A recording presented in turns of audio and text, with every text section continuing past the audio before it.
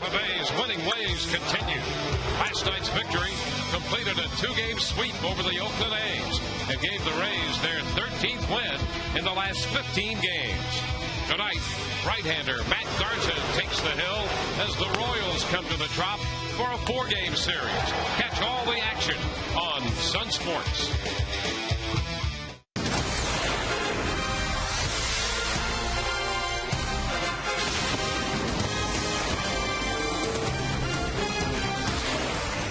Tonight, the Rays homestand continues.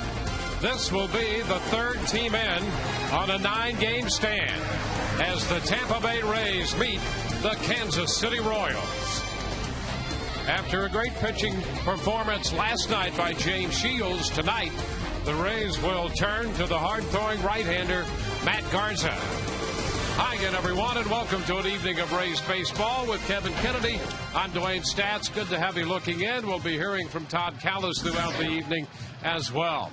Well, the Rays have the best record in the major leagues. They have the best offense. In fact, they're the only team, Kevin, in the major leagues averaging over 6 runs a game.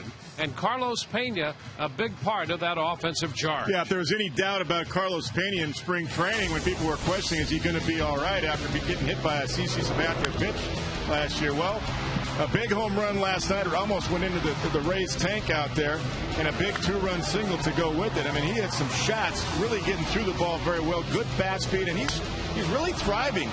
He's really thriving in that 5 spot right now behind Evan Longoria. There's a shot that almost hit the tank, and playing his great defense at first base, very much engaged as far as being a leader on the field and engaged, helping the pitchers when they need help and to calm down a little bit. He's doing everything out there, so Carlos Pena deserves some props today. He's swinging about well. Yeah, the other part of this team that has performed so well has been the starting pitching. Matt Garza got off to an outstanding start in his first 3 outings. Struggled a bit last time. He was not overly satisfied, nor do I believe overly concerned about that. No, it's going to happen. He gave up a 4 spot in the first inning against the Blue Jays, but other than that, the first 3 starts, 3-0 with a 0.75 earned run average, 175 batting average against. The stuff is electric with the slider, the curveball, change-up occasional, 2-seamer, 4-seamer. He's got the whole package.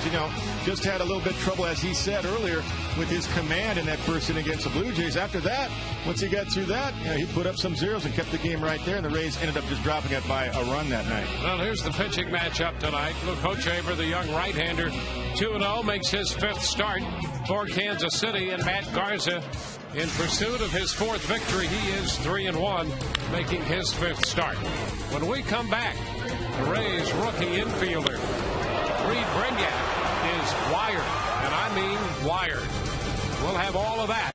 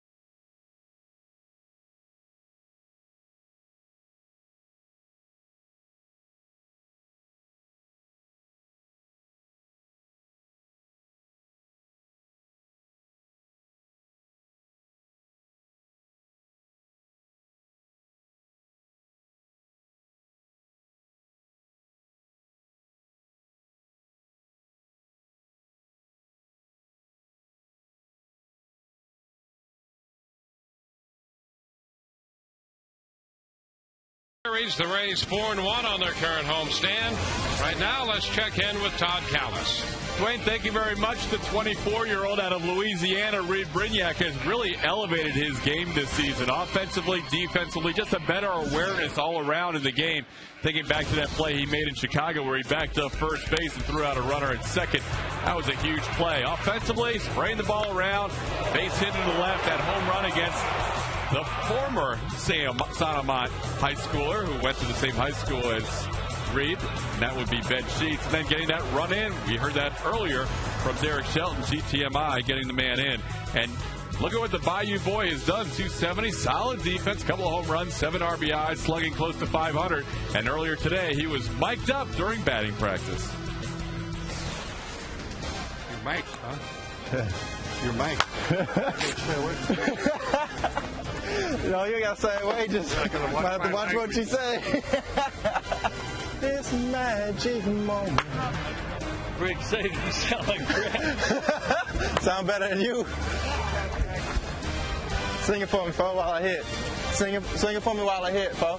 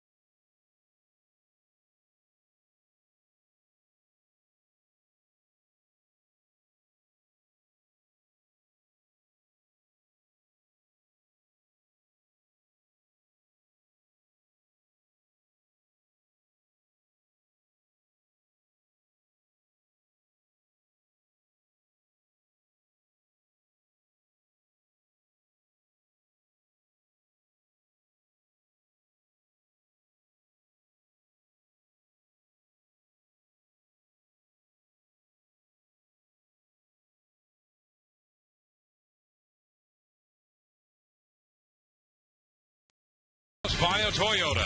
Visit your local Toyota dealer today. Toyota, moving forward. And by AT&T. Find out what's possible with the nation's fastest 3G network. AT&T.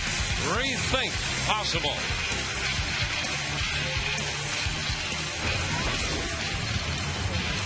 Baseball tonight from Tropicana Field. 72 degrees inside.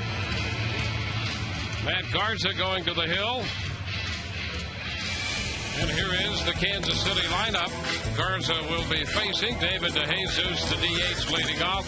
Scott Trasednik, one of those top two in this Kansas City lineup, have been getting on base for Billy Butler.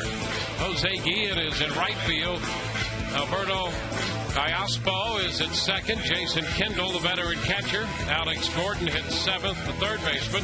Yudisky Betancourt at shortstop, and Mitch Meyer is in center field batting number 9. Well, the number one hitting team in baseball as far as batting average at 288 faces the number one ERA team as far as starters in the American League, 2.90 combined for the Rays, 1 through 5 as their starters. This one tonight, of course, is Matt Garza. We talked about Matt, 3-1 with a 2.17, batting average against only 214.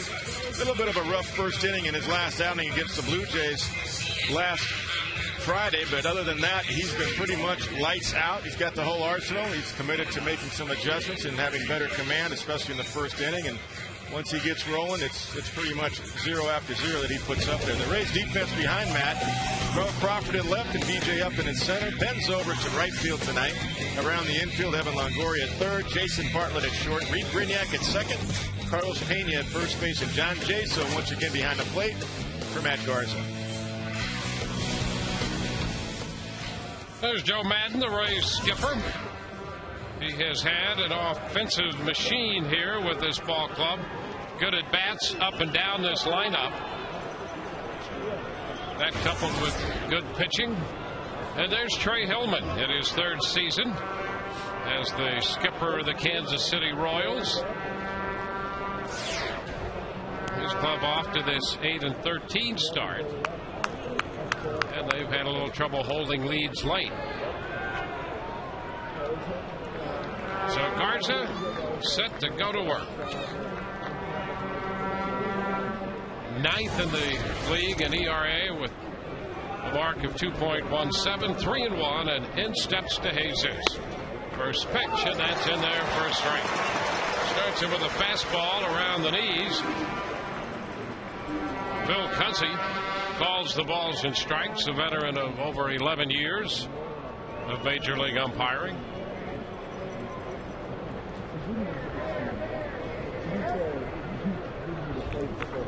One thing that Trey Hillman told me today is that guys are buying into a little bit of the work the count method. Their on base percentage is 5th in the American League at .340. Last year they were 26th in baseball at .318. So they are taking more pitches this year, he said. This one missed. 1 ball and 1 strike. DeJesus comes in hitting .295 and puts Hednick behind him. Aside from hitting .365, has an on-base percentage of pushing .430. And that's up, and he checked in time. Garza asking for an appeal. Brian Honora says he held up. Yeah, where Matt got in trouble in his last outing right here at the Trop against Toronto was early. A little bit of command and the walks hurt him. Ground ball headed to short. Bartlett up with this one, and he makes the play in routine fashion. So apparently no harm done after taking that foul ball last night when he was a base runner at third. It did hit him. Well, it got him good. Tom Foley was telling me downstairs today around the batting cage that it got him good, and Jason said he took one for the team to save Tom, so I told Tom I was going to have to say that on the air today. He said otherwise he was afraid Tom was going to get hurt. So, yeah, he got smoked. Yeah, and he was actually happy that it hit him a little closer to the middle of the back than the side. And they got him out of there last couple innings of the game to get some treatment on it. Back in there and makes the first play of the game. Scott Posednik pitched to him as a strike at the knees.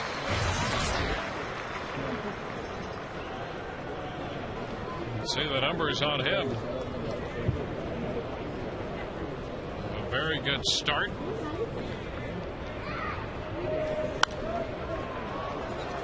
0-2. Garza does have a history of some problems with this Kansas City team. He's never beaten them. In 4 decisions, he is 0-4 against them.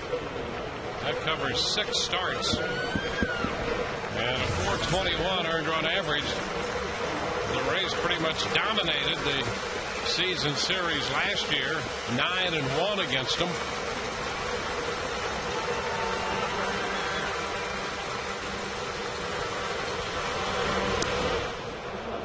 Going in. A curveball there, and it's 1-2. It's a good put away curveball too. Right over the top, down in the dirt. That's a good pitch for Matt.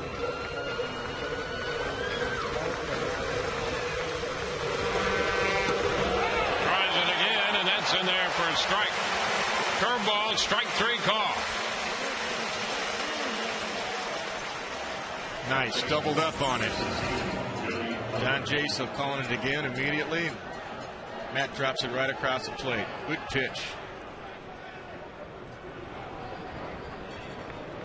Nice job of freezing it by John Jaso to give Phil Cuzzy a good look. There's Billy Butler. Butler hitting .321. Missed the fastball. Needs something extra right there. Got there in a hurry at 95.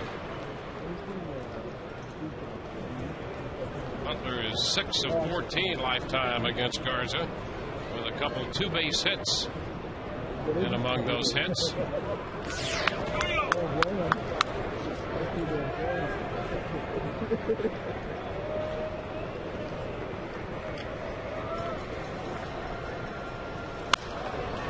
foul, backing out of play.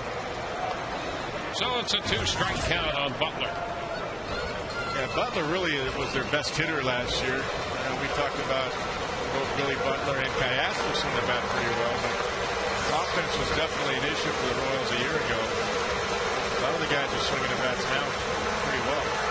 And they have some new pieces too with Posednik and guys like Jason Kendall. You know, they got a grand total of 30 home runs from their entire outfield last year. 1 ball, 2 strikes. And this year, while they are leading the league in batting average at .288, they're 7th in runs scored. They lost Guillen, who you saw there a moment ago on deck. Played only part of the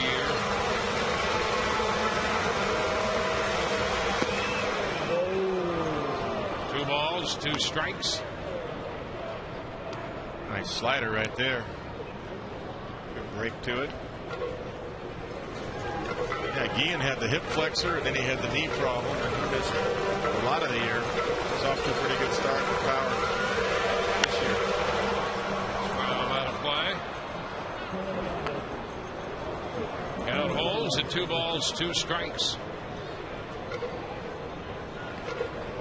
The reason Butler's a 300 hitter, he goes the other way really well. Goes to right center. Good gap power. The Rays outfield, they play him straight up, and rightfully so.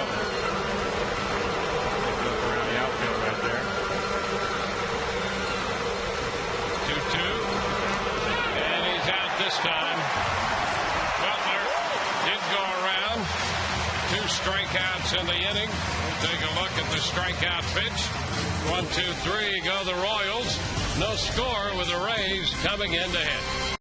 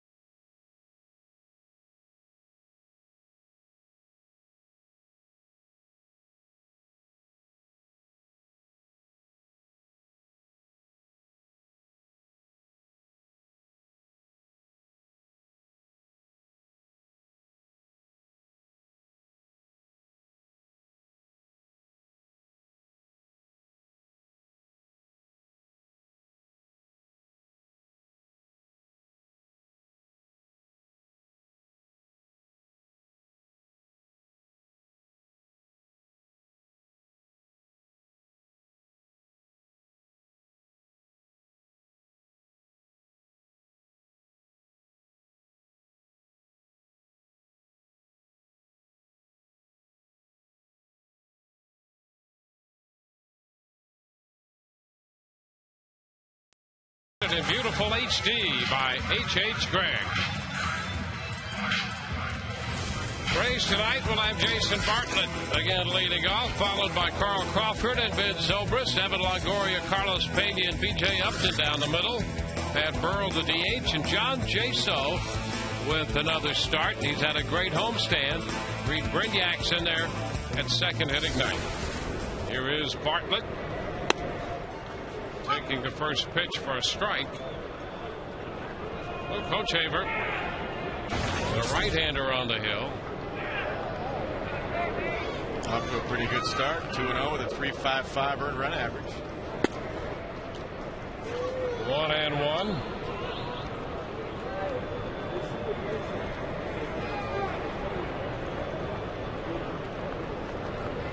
Only 26 years old, the tall right-hander. Number, that's going to be foul. And the Royals have looked at him as a very important part of their future as they try to turn things around in Kansas City. Right, number 1 pick in 06 out of Tennessee. 6'5".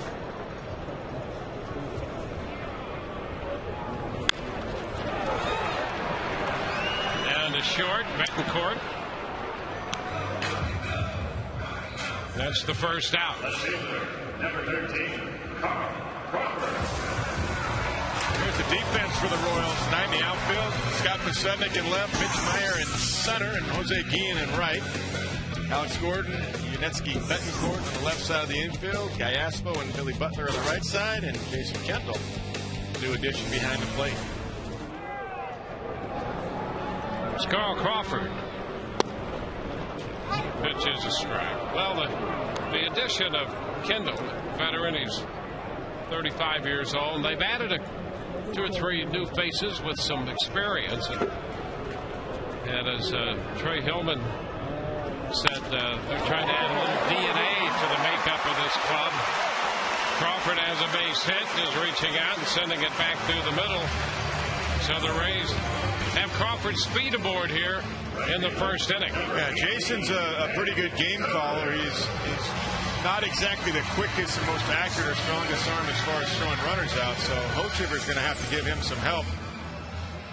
This is a ball sinking down and away. Look at Carl go down and get it. I mean, he just bent down and threw his hands at it, drops it into center field. So Crawford's at first, and that's one thing Hochevar has been a little suspect on. The opposition has stolen quite a few bases with him on the mound. So we'll see how the Rays put that into play. He's given up only 1 home run in over 25 innings this year. There's a strike to Ben Zobrist. Well, you saw the movement on that ball that Crawford hit, the sink that he can get. He can get you a lot of ground balls, and they'll just kind of sit on that outside corner on Ben Zobrist and try to get one right here, and also setting up a way to help Kendall if Crawford goes, especially early in the count, and throwing to second base. There he goes. The pitch is swung on and foul. Zobrist just got a little piece of it. Crawford would have had the base stolen. Yeah, Ben chased the ball out of the zone. It was also a pitch that was going to be tough to throw on, so Ben mad that he swung at a bad pitch, and also Carl had a great jump. He would have stolen that. Ball's off the plate and low. This is something we talked about with Ben. He's just going to have to make some adjustments in that 3 spot. They're just not going to give him good pitches to hit. Got to be patient. 0-2 now the count. Zobrist fouls it. Breaking pitch. They've been at 250 on the year with 9 runs batted in. Had a hit and a walk last night, no runs scored. Of course, now you're in a pitch out count. There it is. Yep. Nothing doing on the part of Crawford. Crawford didn't even, if Crawford was smelling that all the way, just like we were up here. He didn't even get off very far. Kendall's, his dad, Fred Kendall, caught for the San Diego Padres, and he's wise enough that he could double up on the pitch outs. You don't see that very often anymore. And it's inside. Fastball stayed off the plate. 2-2. Tried to go 2-seamer in. Looked like. Might have been just a regular 4-seam fastball. Didn't have that much movement. But a good running count right now, 2-2 for Carl Crawford. especially if you get a sinker right here to Ben Zobrist. And a ground ball to second. Kyle Spa to Betancourt one. First base, they turn the double play. 4-6-3. First inning is complete. We have no score.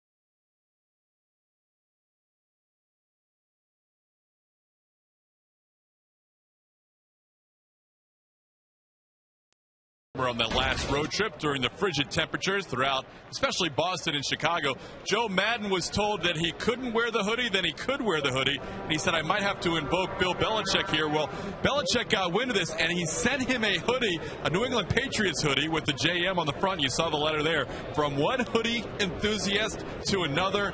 And he sent him a personalized JM New England Patriots hoodie. So Joe said we will reciprocate and send him a Rays hoodie as well. Guys, back to you. Jose Guillen takes a strike. Yeah, Joe Madden's pretty proud of that, despite being an Arizona Cardinal fan. He took that and was very happy to have the support. Very cool. Foul ball. He's also garnered some sympathy from opposing managers. He and Trey Hillman were talking about that before the game tonight, and Hillman is in full support of the hoodie look for Joe Madden. Absolutely, it works for Joe. When it's 36 degrees like it was in Chicago. Yeah, and you might wear 2 or 3 of those at the same time. I mean, what dress code is it there? I mean, come on. Bouncer foul by Guillen. Tell you, Matt's got a nasty slider so far early in the game tonight. Was one right there, and he got Butler on one at about a 58-footer. Just had great bite to it. Well, he got through the first inning, and that's the one that has been a little bit of a concern for him, at least coming off his last outing. And Roy Guillen is out on strikes. And that was a great pitch again. 3 consecutive strikeouts by Matt Garza. You know what I've noticed about John Jaso just early here, catching these games here, this homestand so much, is that he recognizes what's working early, and he went right back to it. He said, why fool around? Let's go right back to the slider. Look at this pitch. And he blocks it as well, gets his feet out from underneath. And when he blocked the one on Butler too, by the way. And when you do that, I mean, Matt can keep it down there because that gives pitcher confidence. But good recognition by John Jason too. Got to give the catchers a little bit of love. Oh, I'm telling you, and the way he's impressed the Rays with the way he blocks pitches, he's not afraid to call those curveballs or sliders in the dirt. He does a great job of that, and so he's really, in the span of just a week here, has really done well by himself and the club. And See Phil Cuzzy. I think he may have foul ball. Yeah, got him in a mask. Pretty good. The one a couple of pitches before that fouled right off his mask. Yeah, he got his nose cut up pretty good.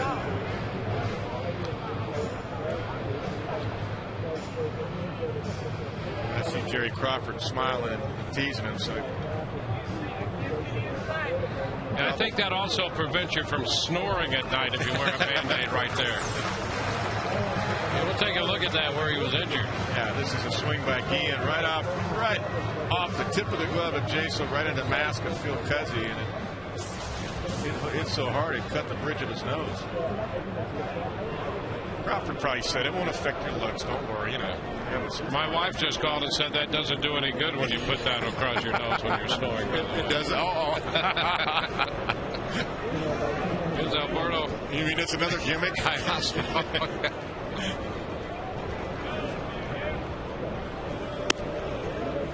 One ball, no strikes. The count on a pitch a little wide. So 3 consecutive strikeouts for Matt Garza. That's high. 2-0. This guy's a pretty good hitter, Alberto Callaspo. He's got a good short swing, very quiet at the plate. He's kind of rests the bat on the shoulder.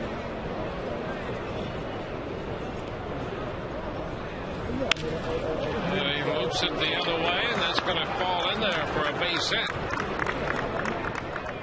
So the first base runner for Kansas City, an opposite field single. Yeah, he got off to a great start at the plate last year, and actually finished putting together a good offensive year. And he doesn't have as much range as they'd like to have on the infield, but he can swing the bat, and that forces him into this lineup. Now Jason Kendall. And a firm fastball for a strike. Now Jason's a guy that he's a good hit and run man. Always been a good contact hitter. Always hitting for a high average. Hitting 297 right now. And he will shoot one through that hole on the right side. Right now there's a big hole over there. Especially with the Garza throwing 94, 95. And he took a shot. Yes, right he did. There. He tried to go that way and fouled it out of play. Well, he's one of the reasons Dayton Moore, we were talking to Dayton this spring about it. They got him for his defense, game calling, really helping the pitching staff, but a professional hitter. They want a little bit more behind the plate offensively too. Against guys like Nick and Jason Kendall add to the lineup.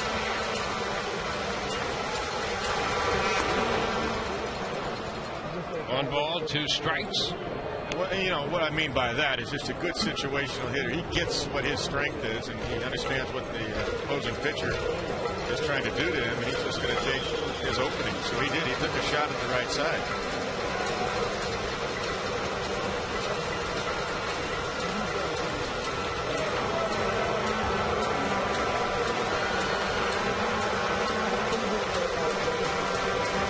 Runners on the move, and the pitch pops away. No throw from Jaso. Jaso was up trying to find himself to unload in a hurry. The ball popped right out of his mitt. Yeah, slider, and they anticipated a slider because Matt's been throwing that as the put-away pitch. And good jump by Callaspo as he looks back in, and that's just a good recognition. They anticipated a slider. Callaspo in motion. Now Jaso's being tended to here. I wonder if that's maybe something in his eye that when that slider kicked up a little bit, he caught something in there. Yeah, he's blocked 3 or 4 of them, and it hits that dirt. You do get dirt kicked up from behind the plate up into your eyes sometimes. Especially if you block him like he's been doing. Yeah, he's been very good at that. 2-2. The count to Kendall. A steal for Callaspo, his second in as many attempts this year.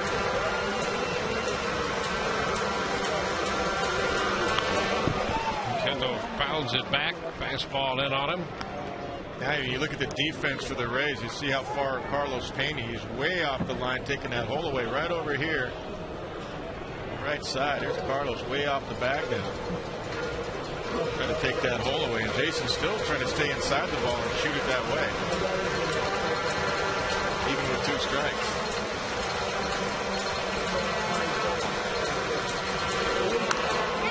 And a foul ball. A slider.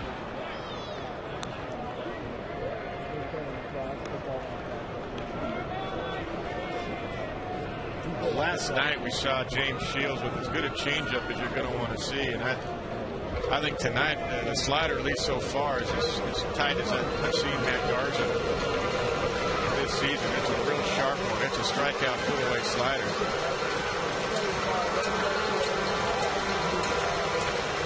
2-2 again. This one a little low. He threw him a curveball that time. Cat got way over the top of it, left it in way wide, or inside I should say, in off the inside corner.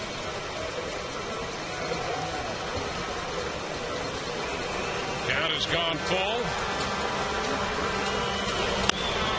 Back toward the middle and shaded that way. Brignac, he makes the throw to first. Over to third moves Kayaspo, and Brignac, a nice little play. He was shaded up the middle anyway. Turns that into an out. And that's what the charts will tell you with Kendall. He hit the ball the other way and up the middle. So that's where Brignac is. Of course, he's a little bit close because of Kayaspo, but he was already shading that way. So nice backhanded play on the one hopper. Looked like it was going to be a clean single, and he throws a strike over there to Carlos Pena. But they had him defense perfectly because Carlos took the hole on the right side, and that allowed Brignac to take the whole way up the middle. Good job by the coaching staff, David Martinez and Joe Madden. There's Alex Gordon, the third baseman. Pitch is wide.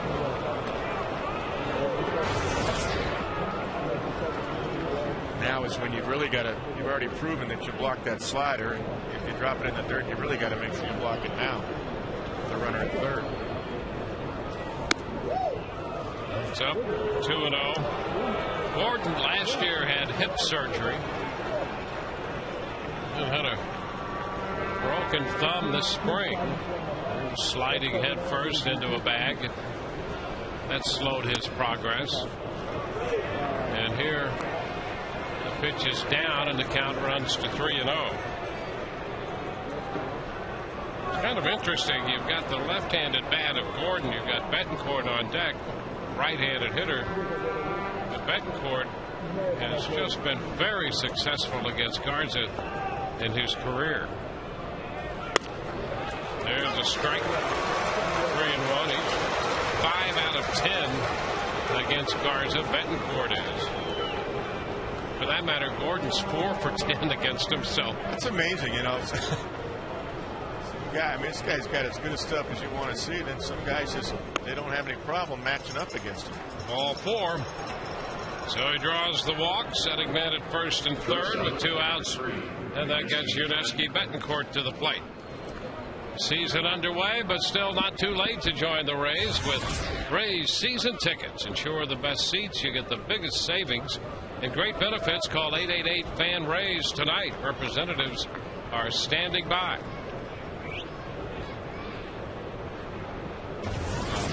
You've got Betancourt up. Jason went out to talk to Garza to see how he wanted to approach him. Look at the pitch count. You got to remember too, Betancourt's swinging the bat pretty well. He matches up well against Garza. You got a base open at second. Not that you're going to pitch around him, because Matt's got too good of stuff, but you should be aware of that. You don't have to challenge this guy. And Betancourt fouls the fastball. Out of play it goes. Strike 1. He got in there good. That was a good pitch. So make sure you make good pitches. 21 games he's been in. He's got a .325 batting average. A couple of home runs. Got a guy on deck, and Mitch Meyer hitting 200 right now.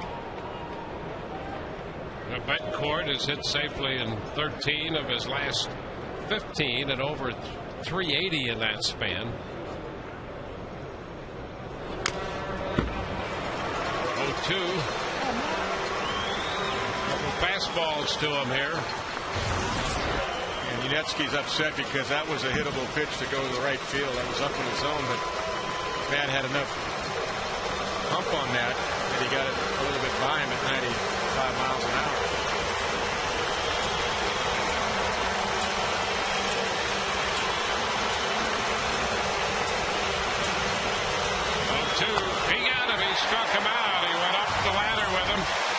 to chase a pitch out of the strike zone. 2 strikeouts in this inning. 4 in the game and 2 men left. No runs, a hit, 2 left for Kansas City. No score, middle of the second.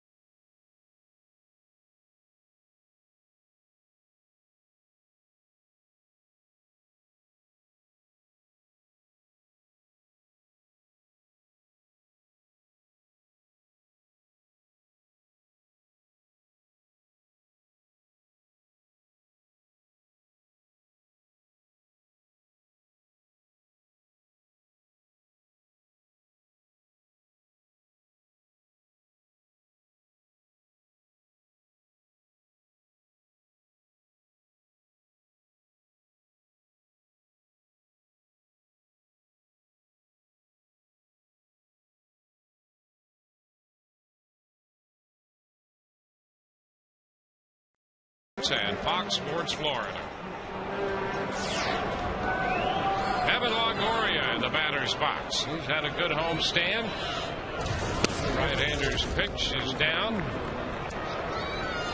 Evan hitting .325 overall. Now leads the league in runs scored. He's hitting .390 here at the Trop this year. And he lines it into left. That's going to be in there for a base hit. Suddenly cuts it off. Turned at first by Longoria, but he's back in at first. And there's a leadoff single for the Rays. Good bat speed once again. Teams keep trying to come in on him. All he does is just jump on it. That ball ran over the heart of the plate, though. He hooks it into the corner. Segnet, of course, one of the faster men in baseball, closes quickly, and Evan gets back to first base. So a man on for Carlos Pena. Carlos, 5 home runs, 21 runs batted in. That puts him second in the league in production in the RBI department. And the pitch is a strike. He's 4 out of 7 lifetime against Hochevar. The RBI leaders there. Carlos second.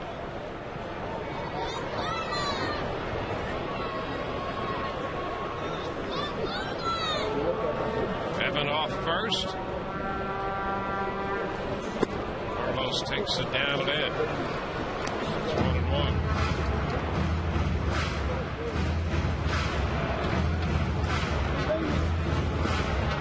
Hochevar's coming off a no decision his last time out. That was against Minnesota.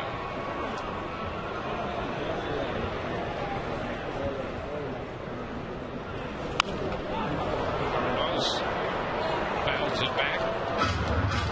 Longoria and Carlos combined for the first back-to-back home runs this year for the Rays. That's the one hit by Carlos. Our final game of the Oakland series. And the 6th. The Rays went on to win that game 10-3. A 1-2 count upstairs. 2-2. Let's see Jason Kendall really trying to work both sides of the plate. That was intentionally up. See if Carlos could chase. Probably go back down the way with that sinker. See if he can get a ground ball. Slide Slider. Slider in. Time called. Well, Hochevar was all set to make his delivery, and Cuzzy decided to grant time. Carlos was smart, though. He called time verbally and stayed in the box until he got the word from Phil Cuzzy. That's smart. That's what you got to do. They don't have to grant you time, as we know.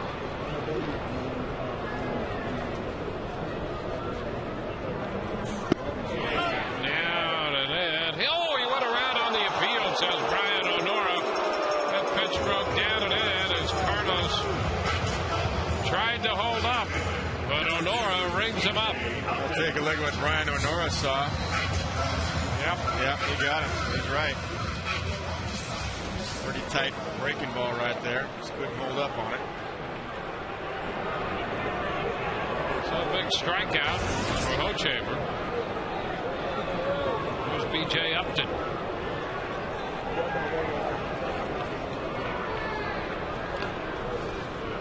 Longoria back in at first.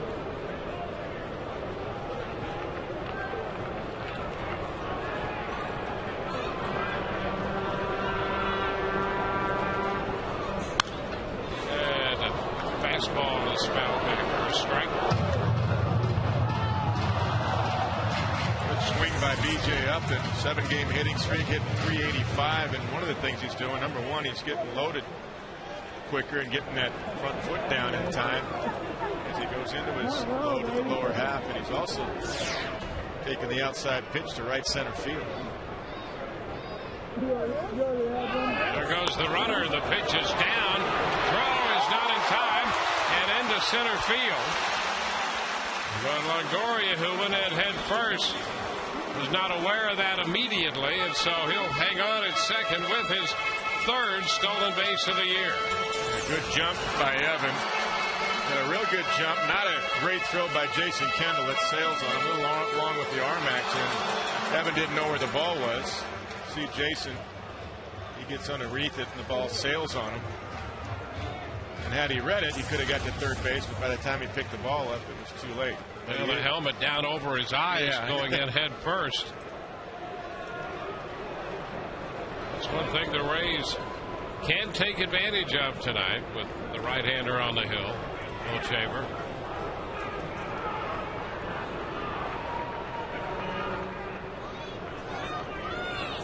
1-1 to count to B.J. Ground ball by the man to second. Iasco has it. Over to third goes Longoria. Frankly, that's something they're going to have to take advantage of, you would think, tonight, if Hochevar's on his game. Yeah, you've got the right combination, and he's a pretty good sinker ball pitcher, as we've already seen. And had Evan not been at second base, that would have been the second double play of the game. So the combination of Hochevar and Jason Kendall for the running game is to the Rays' advantage. Now Pat Burrell.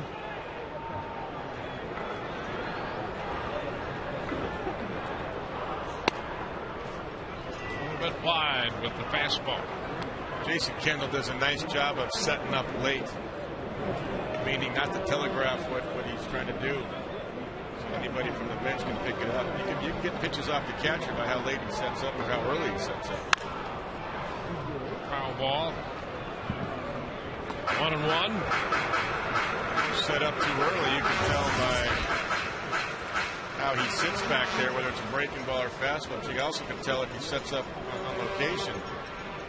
Those types of things can be relayed to Pat Burrell. That's a veteran catcher for you. See him wait until Hochevar just about starts. Breaking ball, base hit back through the middle. Longoria scores and Burrell puts the Rays out in front 1-0. Pat just stroked it right back into center field, picking up his 13th run batted in. Big 2-out RBI for Pat. It's a breaking ball.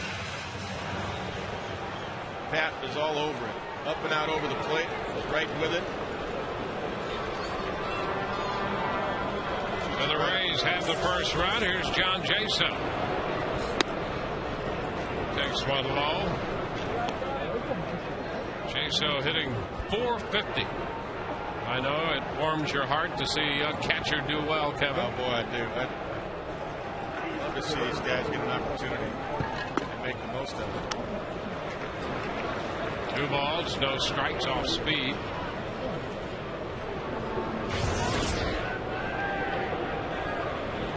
It's not always going to be that way, obviously. When you get your chance, you make a big impression on the skipper.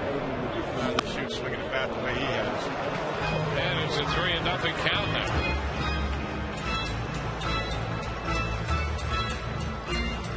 Now he's got power. Would you give him a free swing if you're Joe Madden? The way he's swinging, I would.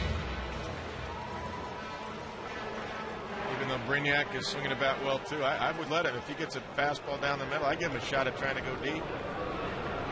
Well, he's been that hot. And he does. He fouls it back. You're thinking right along with Joe, and Joe's thinking right along with you.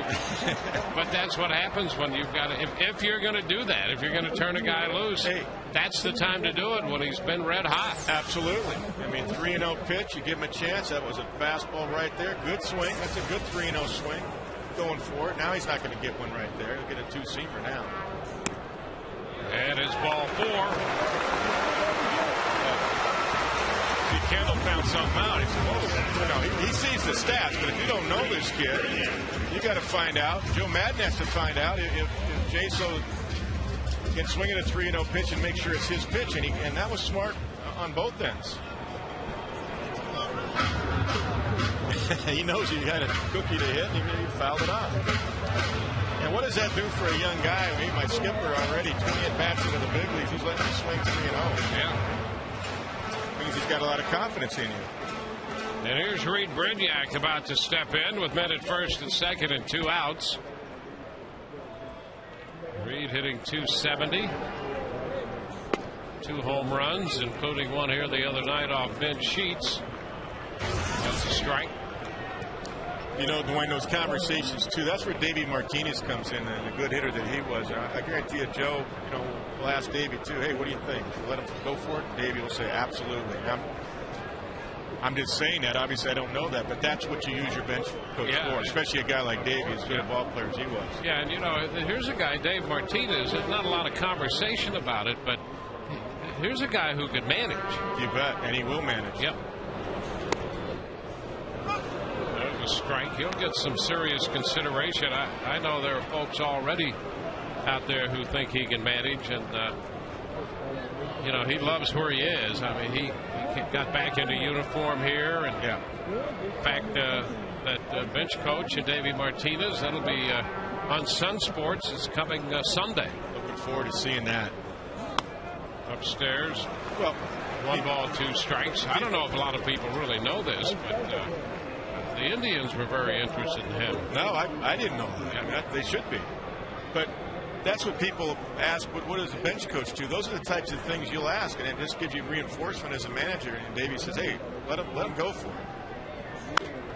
It's a foul ball, so the count is still a ball and 2 strikes. So what we're seeing is those are the types of conversations you have. You know, we obviously don't know if that happened in that particular case, but those are the types of things you do. Your sounding board is right there to your right. I was a bench coach one time for Felipe Alou in Montreal, so that had to be an interesting experience with Felipe. Great learning experience. I mean, and Felipe was one heck of a hitter in his own right, besides a great manager. But you know, you learn an awful lot being around those guys. Line drive base hit into right. Burrow will be waved around. Gins throw to the plate is high. Burrow is in there. The Rays have their second run. Jaso went to third, and Brignac on the throw to the plate goes into second base. It's a single, a run batted in. Second on the throw, and it's 2-0 Tampa Bay. That's a smart base running. That's a fastball. Good level swing to get through that by Reed Brignac. Here's a throw, a great arm in right field. We've always seen that. But a high throw. A good throw, they had a shot. But I like that Tom Foley was waving him all the way, number one. And Jaso was going all the way to third base as well. And if they wanted to cut it off and get him, so be it. They wanted to make sure that Pat got in there. That was the key. So that's good base running by Burrell. Good job by Tom Foley and Jaso to recognize the situation also. And with 2 outs, Foley was going to make the Royals make the play. Absolutely. And so listen, he was aggressive. Listen, he knows that Jose Guillen has a rocket for an arm. He's always had a great arm for the outfield. But with 2 outs, you're going, on contact.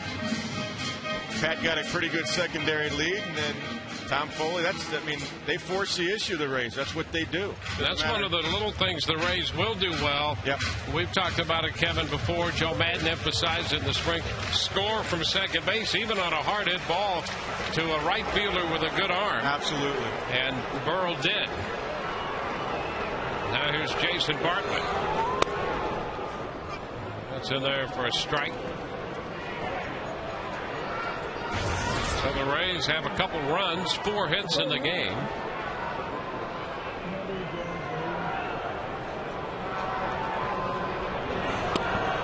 Well, 0-2. Here's the other thing. I can't speak for Jose Guillen, and I didn't see the Royals taking the infield today, but that might be the first throw he's made in a few days because teams don't take infield anymore. Now, we saw the Rays execute the cutoff and relay last night because they worked on it the day before. So, that's the other thing in today's game. You really want to make the outfielders don't throw enough in today's game. And Bartlett checked this time. That slider looked enticing and then broke away. It's pretty close, huh? Yeah, he didn't break the actual front right arm, the wrist, but the bat did carry out the play, so that's a close one right there. A ball, 2 strikes. And he shoots it toward the right field corner. Guillen on the run, can't get there. Jaso scores, Brignac scores. Bartlett's going to go for 3. Standing, a triple for Jason Bartlett, and it's 4-0 Tampa Bay. Bartlett comes through again with men in scoring position. Well, we can't say it enough, and you're going to get sick of maybe us saying it, but lineup turnover, the bottom of the lineup, turning it over to Jason Bartlett, and once again with men in scoring position, he's lights out. Because he does this, he can go the other way. He's 11 of 19 with men in scoring position. Yeah, the ball faded away from Guillen. Jason hit it well. He can turn on a fastball and he can go the other way on a breaking ball. Now Carl Crawford. Crawford shoots it up the right field line, and that's going to be in there. One hop into the wall. Bartlett has scored. Crawford around second. He's headed for third, and he will make it. Back-to-back triples by Bartlett and now Crawford. And the Rays lead 5-0. Bartlett picking up his second triple. Crawford picking up his second triple. Crawford was my pick to click today. That was a slider up and in. Got inside it. Look how short that swing was. That's why it stayed fair. He didn't hook it. He got his right hand inside the ball, and that's what kept it fair. And it was a triple, no doubter. Track meet. It was Ben Zobrist. Takes it a little high. Ben, the 9th man to hit. 94th career triple for Carl.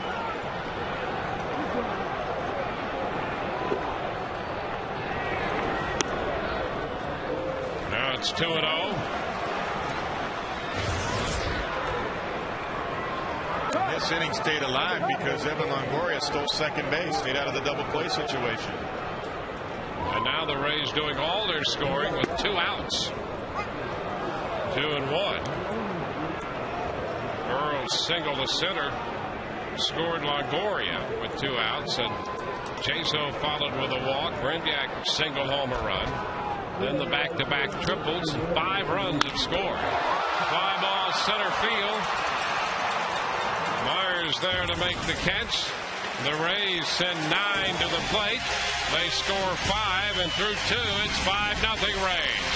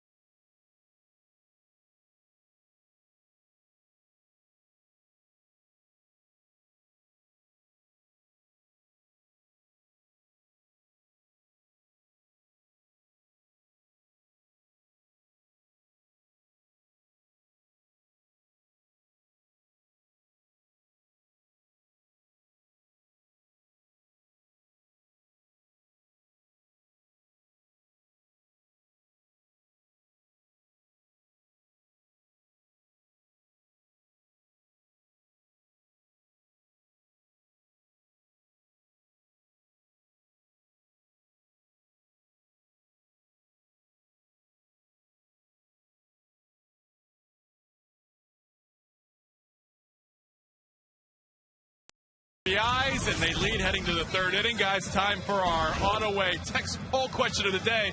We gave it to you last night, but we had a tie, and sometimes we extend these polls to a couple, 3 nights. The question is this: what has been the most impressive aspect for the Rays' 16-5 start?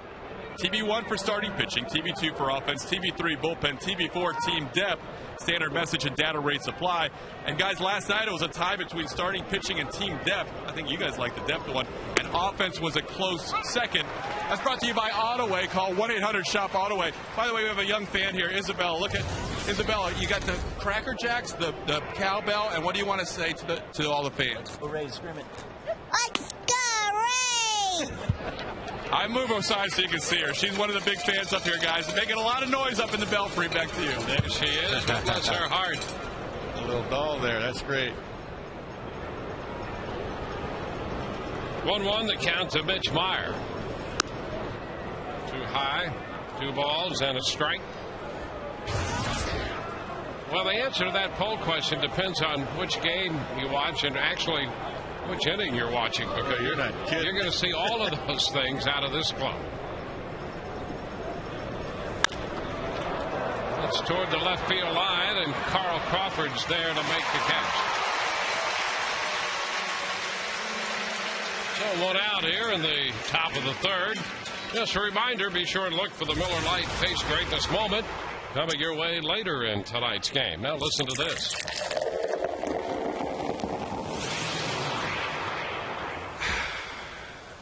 Sold. I'm sold. All right. Here's David DeJesus. You got me. Out his first time. You got me at the bottle cap opening. Pitch upstairs. 1 ball, no strikes. It does make you thirsty, doesn't it? Yeah, you had me at hello, right? That's it. It does.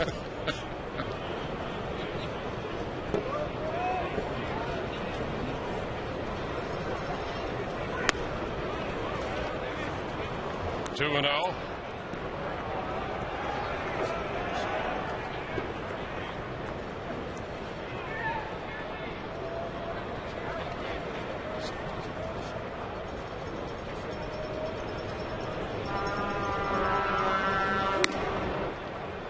Three balls, no strikes.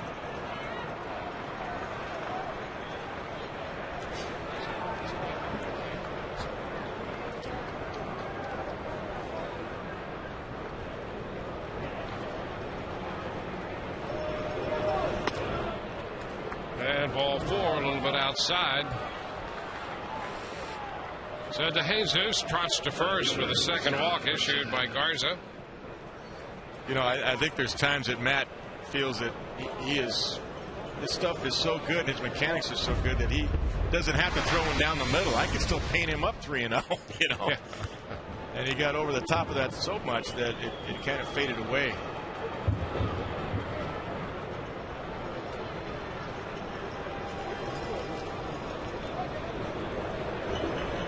Scott Posednik.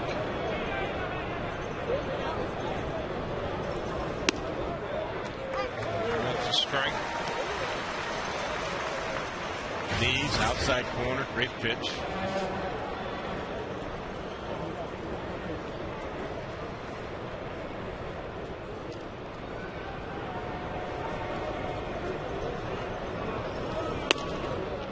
And a little bit wide.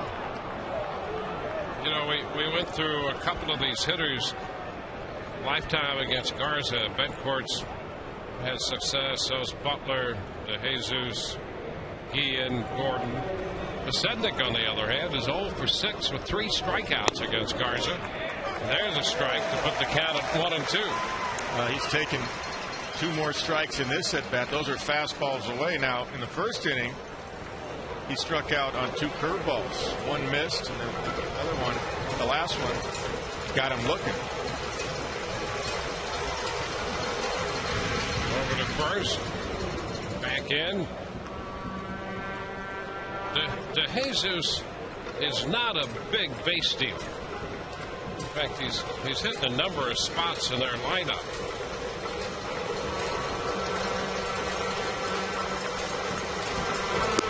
Swing and a miss, and boy, that had some bite to it.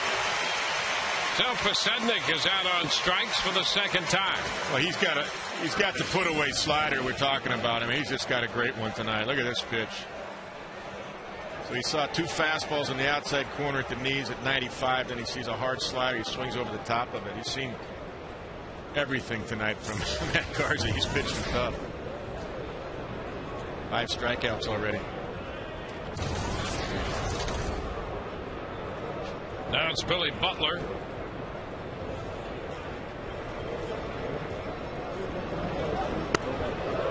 And that is in there for a strike. He starts him with a curveball. Started up and dropped in. Yeah, I like that. You know, we touched on that in his last start. I mean, who says a righty to righty can't throw a curve? We know he's got the slider. Sometimes right-handers think, I'll throw my curveball to lefties and my slider to righties. You know, throw both to both. Doesn't matter. Slide up the right side. It's a fair ball. Zobrist makes the pickup. Stopping at third to Jesus on the double by Butler. So Butler picks up his 6th 2-base hit. We touched on that in the first inning. That's why Billy Butler's a 300 hitter, because he just took that inside fastball, got inside it, and drops it into right field. That's a nice job closing by Ben Zobrist. Saved a run right there. Really good job. That's not an easy play. Fan looked like he tried to grab it, but right up against the wall in foul territory. He saved a run right there with his hustle. Nice job, man. 2 outs, 2 men on. Now it's Jose Guillen.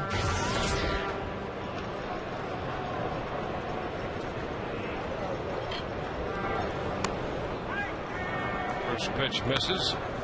Give him a curveball. 1 ball, no strikes.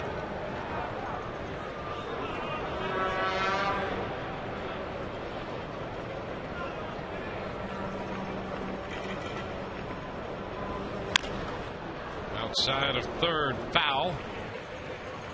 And it's 1-1. One thing we've seen from Matt tonight, which he didn't do in the first inning the other night, he's mixing it up from the first pitch on. He's throwing again a curveball. He follows that with a slider.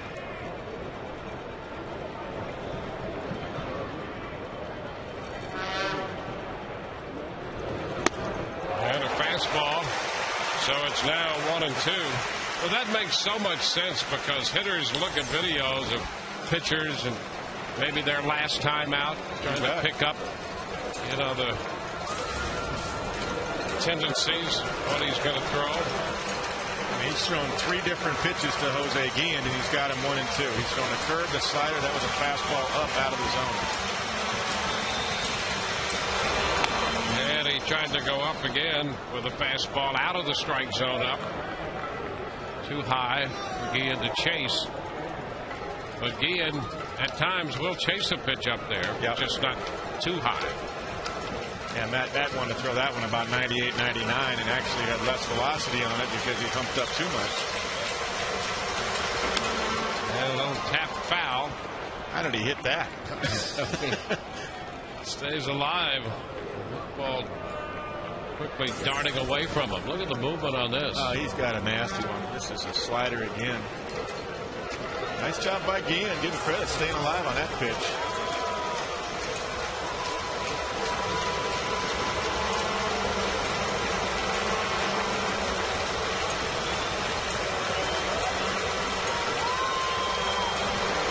Swing and a miss. He went right back out there.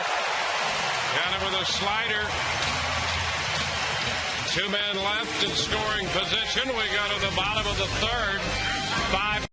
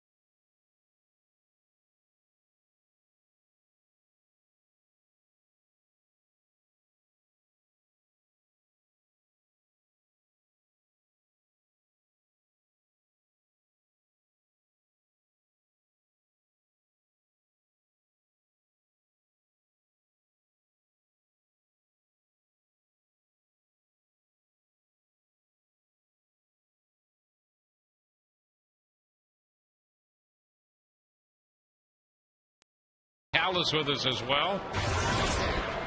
Did Brian Anderson leave? Is he barbecuing now? I heard he was. Now, I didn't know Brian was a big barbecuer. I heard the guys talking. I'm a big barbecuer. We might have to have a face-off barbecuing. Yeah, hey. I love that. That's my favorite. 1-0 the count to Evan Longoria. So we're not going to hear from Brian then the rest of the night. Nah, I think he's listening, and maybe he'll text us or something. Okay, good. Let us know how the ribs are doing. It's side. 2-0. Ribs, tri-tip. I'm a tri-tipper now, too. You know, so it's just the three of us out. I'm not sure if we can carry on. You had a pretty good barbecue for us all last year. We really enjoyed that, by the way. Company was great. You guys can cook. Awesome. Pitch is high. 3-0 to Evan here to lead off the third. Well, one thing we know about the Rays, they will keep grinding out these at-bats. That's the theme of this ball club. And a base hit. If it's fair, it is. Bouncing into the Corona Beach Bar for a ground rule double. Well, Longoria had the green light 3-0. That's twice we've seen that tonight. Yeah, absolutely. And when you're in the flow, why not? Might be the best pitch you get to hit in this whole at-bat. Checkers double the game right here. 3-0, fastball up, and boy, he gets his hands inside too. And keeps it fair. See where Evans sits deep in the box? I got to tell you, as a catcher, that is tough to call a game against when a guy was so deep like that. I like that Evans deep for the Rays standpoint for him, but it's tough to call a game because you feel like there's no plate coverage. You can't get in on him. You go away, you feel like you can reach it. I never liked when guys were that deep, and it felt as a catcher that I had to stay deeper. So if I wanted to call a sinker, it was tough. Yeah. You've got a pitcher trying to make that adjustment to where you are. Exactly. 1-0, the count. A breaking ball stayed wide to Pena. Carlos struck out in the second inning.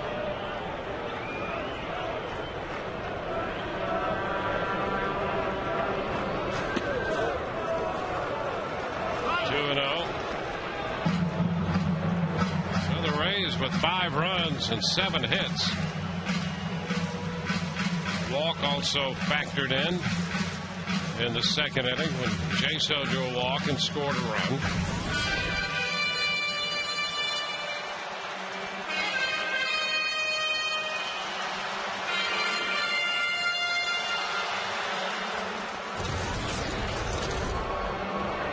Rays coming into play tonight, averaging over 6 runs a game, 6.24 runs per game for the Rays this year.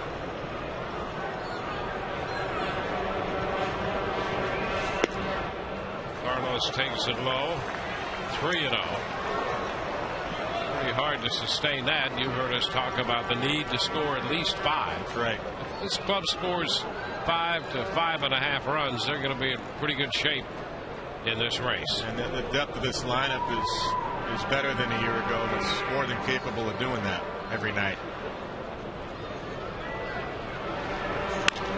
And a base hit. Drilled to the right side on a 3-0 pitch. Longoria scores, and the Rays add to the lead. They have their 6th run of the night. So Pena swinging 3-0. That ball was hit so hard that it beat the shift. There's a rocket right by Billy Butler at first. Take a look at this pitch. Quick swing. That's a little bit off the outside corner. Look at that. Right by Billy Butler. No chance for Alberto Callasco. Another run on the board. 22nd run batted in for Carlos Pena.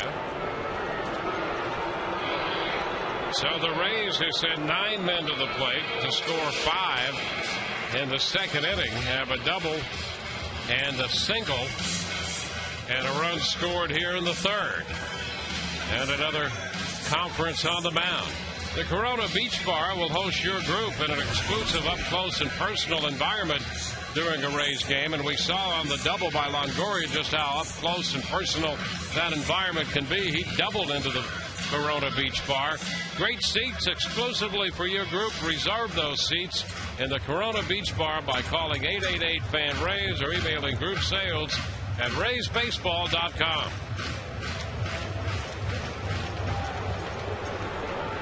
is B.J. Upton.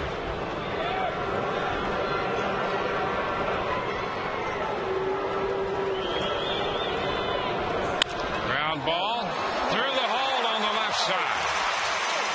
Pena stops at second, and so after that big conference on the mound, B.J. stepped in, went after the first pitch, and he has a hit.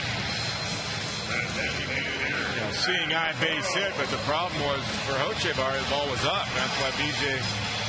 hit it with some topspin through the infield. Now the problem also for Trey Hillman of the Royals, as he has talked about, is that the bullpen's been taxed. He doesn't want to have to go to the bullpen first game of a 4-game series right here in the 3rd inning. There's a strike to Pat Burrell. I mean, he may go. Luke Hochevar in his starts is maxed out at about 104 was his top. So I'm sure he wants to get another 45 pitches out of Luke Hochevar, no matter what the score is. Pat takes a strike. 0-2. It's tough when you're managing a 4-game series and your starter that first night is getting hit pretty good, because you don't want to go to the bullpen that's already having troubles. The bullpen is 29th in baseball. And a high fly ball lifted toward right center field. Enough time for Guillen to get over there. Tagging at second, Pena. Carlos goes to third as Burrow flies out to right center field, but advances a man. Yeah, it becomes a productive out for Pat Burrell, and he's doing the right thing again, keeping it off the ground. He got nobody out in first and second. Pat did that the other day and got a ball in the air and did the same thing. Those become productive outs. Obviously, he's trying to hit the gap for a double or even out of the ballpark. But if you're going to make an out, first and second, nobody out, and you're Pat Burrell, it's got to be in the air. There's John Jaso. He's going after the first pitch. Fastball had a good cut. Fouled it back.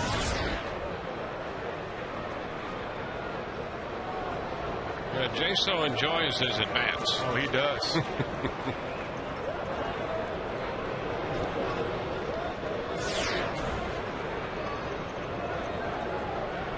BJ off first.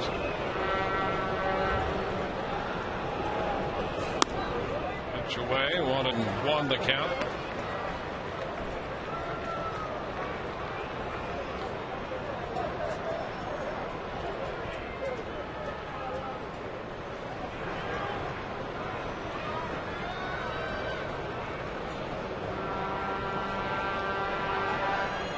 There goes Upton.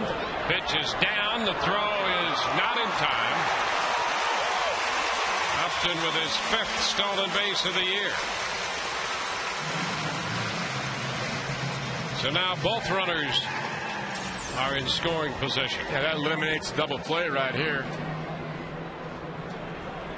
Pretty good jump by BJ. Gets in there.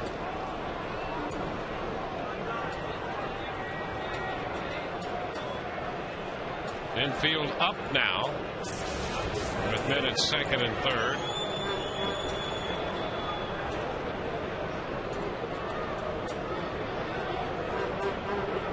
Two and 1 to count to Jaso.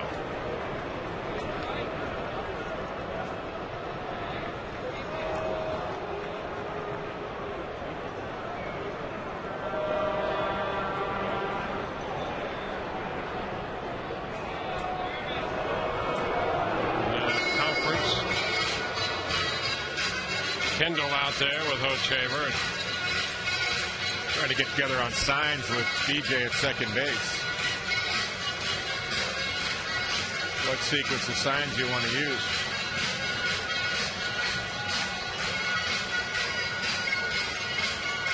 Replay returns with an all-new season. 2 high school hockey teams from 1999 reunite 11 years later in Hockeytown. Follow the journey of Catholic Central versus Trenton. Replay theseries.com.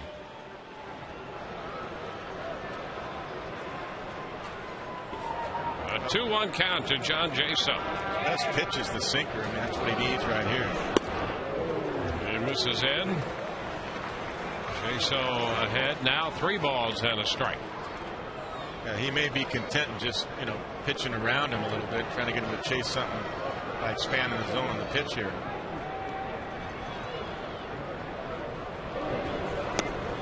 And he throws him a breaking ball 3-1 and walks him. So the bases are loaded. You know, it sets up the potential double play, but you know, you've got a guy in the number 9 spot, Brignac, who's been swinging the bat very well. It's tough to decide if you're pitching against this Rays lineup the way they've been swinging the bats and the at-bats they've had. Yeah, thank you. Pick your poison here. You know, Brignac's got a quick swing. He got a big base hit in the second inning. Contribute to that 5-run inning, and you saw Trey Hillman a moment ago. He's got to get the bullpen up now. It's just, especially if Brignac finds a hole here for another base hit. Brignac takes this one down and in. And actually, during that last pitch to Jaso, that was a cross-up. Kendall did not call an overhand curveball. But that's what he got. At least by his mind, he didn't. Victor Marte is up in the bullpen now for Kansas City. Hochevar misses down and in. I mean, how about that? You go to the mound, you try to square all that away, and there it is. Yeah, I don't get that. Yeah.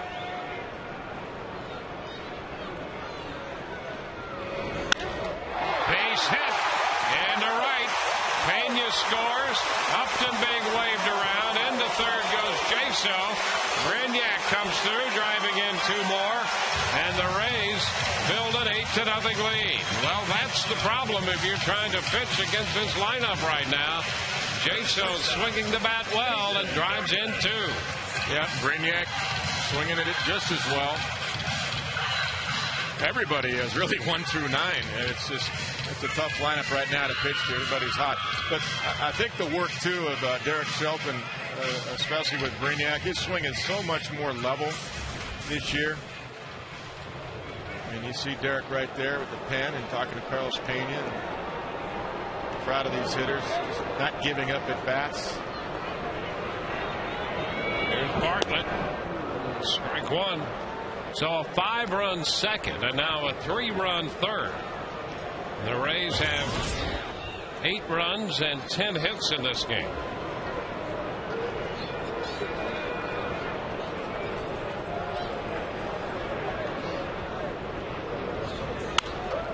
It's foul out of play.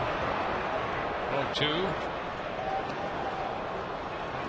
You know, it's interesting because Hochevar came in with 4 starts. He's pitching pretty good. And, you know, Detroit and Minnesota, he's faced them both twice. These are 2 pretty good hitting ball clubs. Yep. That he's facing. He's done pretty well. But they're facing a real good hitting ball club tonight in the Tampa Bay Rays. It's a tough club 1 through 9. Inside. 1 ball, 2 strikes. And the other thing, the way they're swinging the bat, you know, when you come to the ballpark, you're going to see a good lineup. You're going to see a good team. And with this rotation, you're going to see a good young arm out there on the mound every night for the Rays. 2-2. Jeff Neiman's pitching tomorrow night. Saturday night, David Price. And Sunday afternoon, it's Wade Davis. Garza tonight. Shields last night. And a full count to Bartlett. I like, too, that you just saw a shot of the starters there on the bench all hanging out together. These guys are pushing each other. You know, Shields went out and did a great job last night striking out 12. And tonight, Matt Garza wants to do the same thing. They want to up each other because that's good competition among the starters. Nobody wants to be the slacker, so to speak. 3-2 is fouled away. And I know the best teams in baseball do that. You talk about starters. I mean, the Atlanta Braves are a prime example when they had Smoltz and Glavine and Maddox. Those guys all pushed each other. And the great Dodger teams back in the 60s, Koufax and Drysdale, they pushed each other. Johnny Padres, guys like that. Ground ball slowly hit Callaspo. The second one, first base not in time. Jaso crosses the plate. The Rays have another run. Third RBI of the night for Bartlett. And it's 9-0 as Jason reaches on a fielder's choice and drives in the run. Number 13, Kyle Crawford. He didn't hit it hard enough for them to turn a double play. So the Rays score one more run. 4 runs in the third.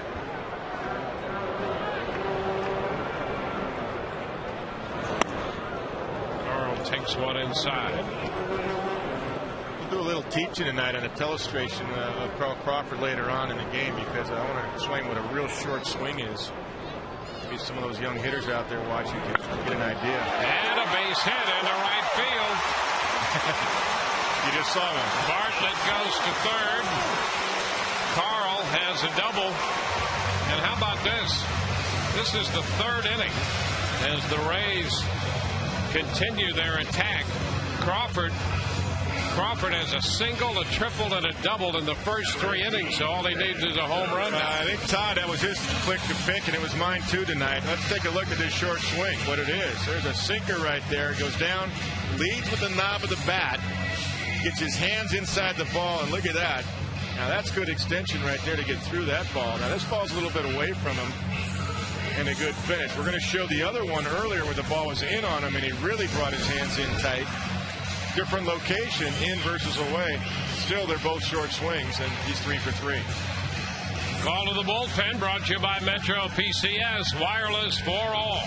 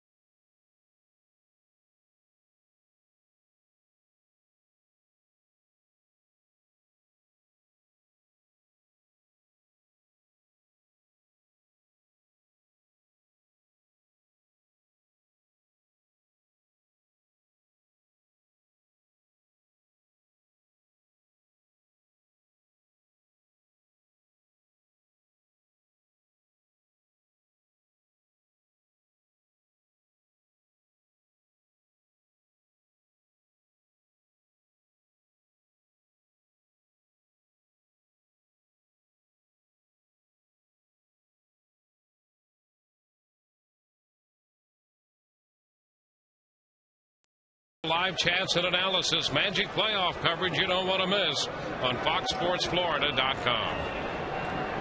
Ben Zobrist in the batter's box with men at second and third. Victor Marte. Marte being recalled from Omaha just before the game tonight, so this is his first appearance of the year for Kansas City.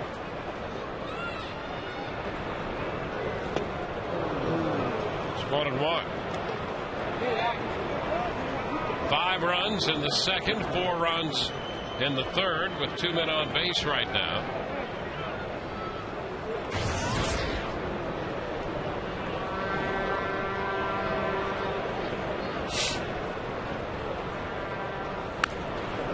And a foul. It's 1-2. Marte had been at Omaha, the AAA affiliate of the Kansas City Royals. Got a handful of appearances last year for Kansas City.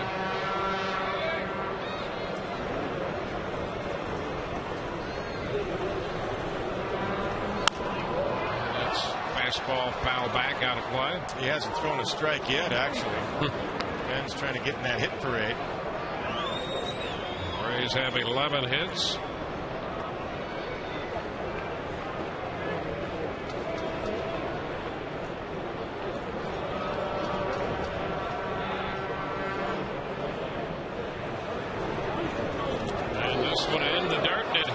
Zobrist.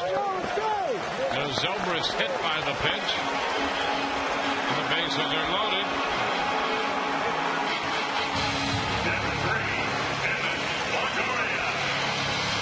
This is the kind of stuff Hillman has been seeing from his bullpen. And now Marte, who just joined the bullpen, hits his overs. That's what Trey was saying today. He just wants somebody to take the opportunity and go for it. Throw strikes. The key was what we were talking about, throwing strikes out of the bullpen. That's what's hurting more than anything. Here's Longoria. And he takes ball one. So the Rays sent 9 men to the plate in the second. This is the 10th man to come to the plate in the third for Tampa Bay.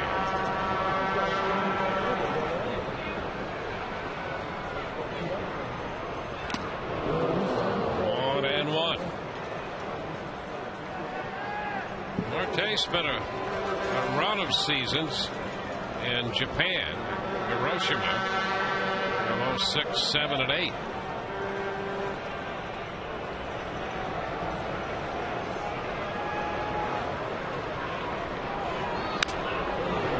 Foul ball. 1-2.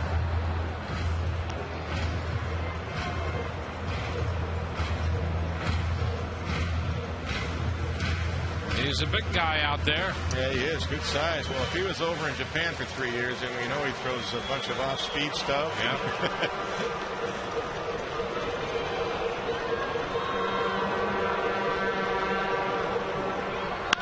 Ground ball to short. Betancourt to Callaspo to retire the side, but the Rays put 4 up. They have 9 runs, 11 hits. They've all gotten into the act.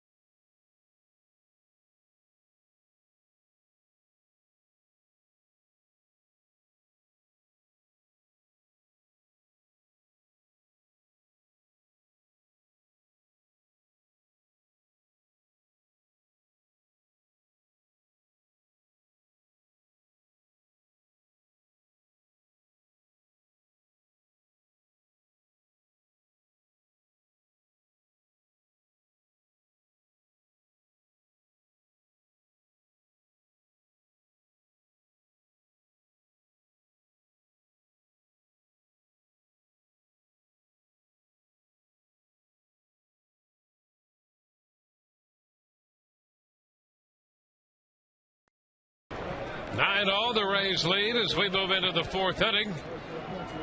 Today's AT&T trivia question. Evan Longoria, you see there, was the 3rd overall pick in the 06 Major League Draft. Who was the first selection that year? It's our trivia question of the night.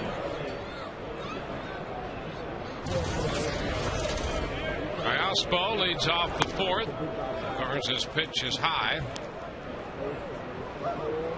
Alberto Callaspo, he singled and swiped the base in the 2nd.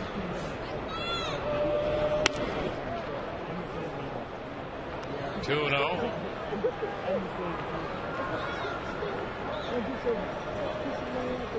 Rays about hit Kansas City 11-2. Building a 9-0 lead. Bell right back over the screen.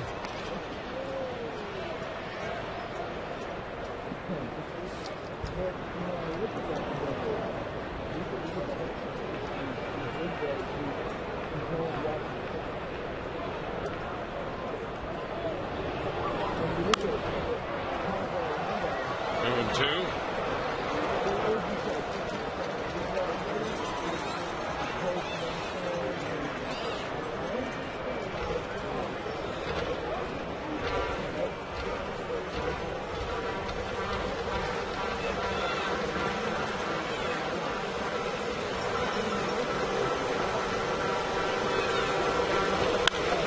That's fouled a long way. It's deep, but foul. He's got a little pop. Yes, he does. He can swing the bat. 3 home runs coming in. He can hit a fastball. This is 2 for Matt Garza, where you don't stop pitching just because you got a 9-run lead. Some pitchers will tell you it's tough to pitch when you get that big of a lead. You still throw your breaking stuff. Of course you do. Did he go? Braves want the appeal, and down at third, Brian O'Nora says no. Full count. What do you think? Good call. Yeah, he held up. Fastball hit 300 last year.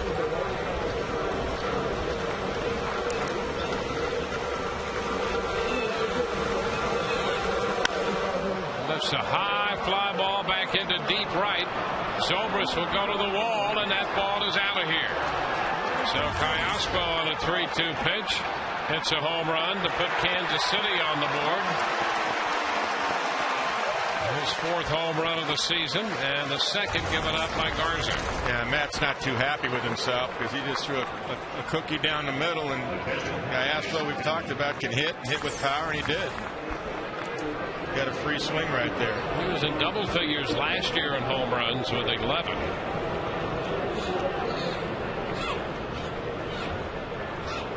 I guarantee you that's all Matt's going to want to give up. He'll go back to throwing his breaking stuff if he has to. Kendall fouled it back. That's a nice catch by that fan out there. It sure was. In the right field seats.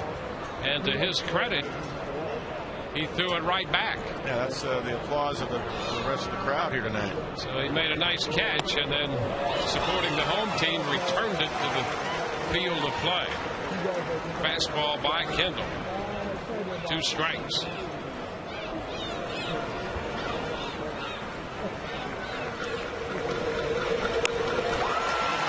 Take care of the veteran catcher. Kendall out on strikes.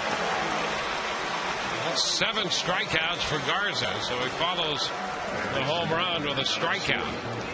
Yeah, he went right back to pitching right there. He put him away with that power slider. Not going to let those cheap swings happen anymore. Free swings, I should say. Good slider. See that? Actually backed up a little bit. Still effective. See the dot in the center of the ball there. That was a good shot. Center field camera. Red dot. Alex Gordon. That's a strike. You know, that's another reason that high def is so great. You see the spin on the ball. Not only do you see your friends and neighbors in the stands, but you pick up things like the spin of the ball. That's great stuff. I think there's a few hitters that have high def eyes. He can do that too. Joe Mauer, Albert Pujols. Down to Pena at first. Carlos will make the play unassisted. Alex Gordon is the 2nd out. 2 gone with the bases empty, and they'll get down to the number 8 hitter, the shortstop, Yuniesky Betancourt. That's interesting, though, about hitters, because scouts, used to say they didn't want to draft guys that had, Coke bottle glasses. It's just eyesight. The average eyesight of a major league hitter, there was a study done years ago, maybe a decade ago, it was 20/12. Average. Piazza was 20/8. Mike Piazza. Here's Betancourt going for the first one. Lifts the fly ball shallow center, and BJ takes care of that. A run on the home run. That's it. And we go to the bottom of the 4th. 9-1 Tampa Bay.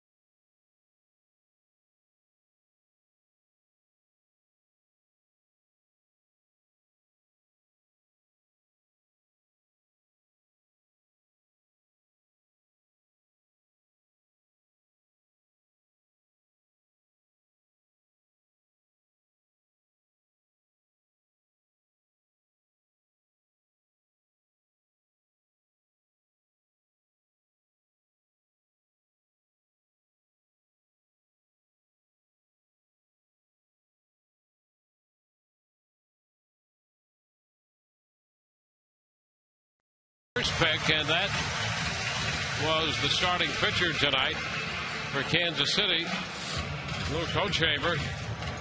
He was the #1 pick. Also coming out of that draft.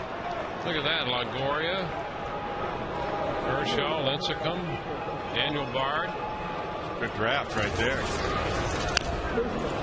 A foul ball by Carlos Pena. That #1 pick, the only one in the history of the Kansas City Royals franchise, the only overall #1 pick they've had. Yeah.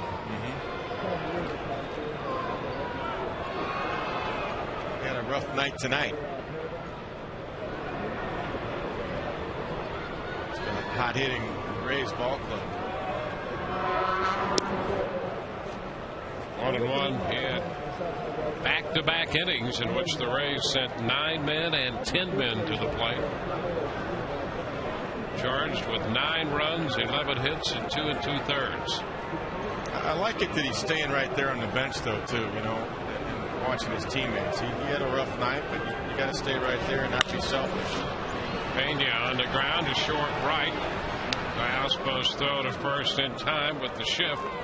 Carlos is the first out. Brian Pena is in the game behind the plate, catching Marte now. I was just thinking last inning, Kendall caught about 2 games in 3 innings. And Trey Hillman sensing the same thing. There's your veteran, Jason Kendall. Get him out of there, get him ready for tomorrow night. It's a good move by Trey Hillman, smart move.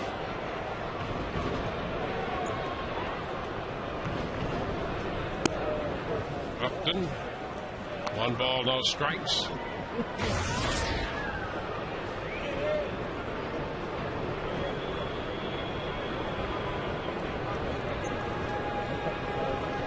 Well, the Rays lineup and the production in that lineup has been so spread out. In fact, they're the only club coming into play tonight with 6 hitters with at least 12 runs batted in.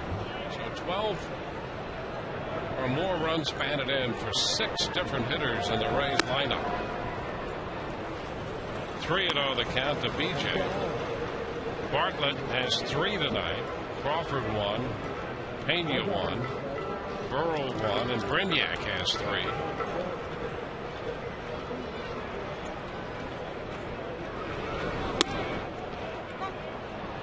Three and 1. Well, I like this spot for BJ. I like him in a more of a run-producing spot in the batting order. It's paid off so far. He's got 15 runs driven in, 4 home runs. That's a foul ball. Just foul. Boy, he just missed an extra base hit, and Brian O'Nora was right there behind the bag at third to make the call. It's where it goes over the bag, not where it lands. Brian, that's his call. He's locked in on it. It's where it goes over the bag. Let's take a look. That's close. Yeah, it looks like a pretty good call. Now the 3-2. It's foul back, going to be out of play.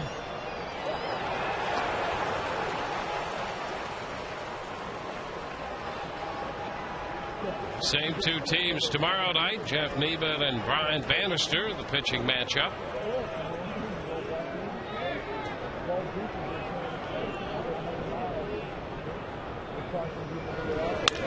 Line drive, and this one down to third, caught by Gordon. So BJ tried that third base line again, and this time lines out. Well, the sharp-dressed Rays will take on the Kansas City Royals. That'll be Saturday at 6:10, and ZZ Top is here after the game in the Rays Summer Concert Series presented by Hess Express. You don't want to miss it. There's a strike to Pat Burrell. No TV that night. The Rays Summer Concert Series presented by Hess Express. ZZ Top here, sharp-dressed man. Bring your cheap sunglasses, and they'll have "Give Me All Your Lovin'." That's your guys right there. They are. They're just great. Absolutely. Can't wait for that. I'll tell you, it's got to be the best entertainment deal in town. I mean, maybe in the whole state. You know, you get a good deal. You get the best baseball team in the major leagues, and entertainment like that. Yeah. Are you kidding me? That's the best. It was fun last year to stay for some of those. Pat Benatar was great last year. 2-2, and I'll tell you, Beach Boys. John Fogerty the other night, he was very good, and ZZ Top, they're going to be great. Todd liked Florida. Yeah, that's Todd. Yeah, that's Todd. Little something for everything. Nellie's coming for Todd. So. Yeah, that was a special selection for Todd Callis. Something for everybody. Yeah, that's the way it should be. They brought in the Beach Boys. I was locked in on that. Yeah, me too. Being a SoCal guy, you know. I got you. Yeah, I'm there with you.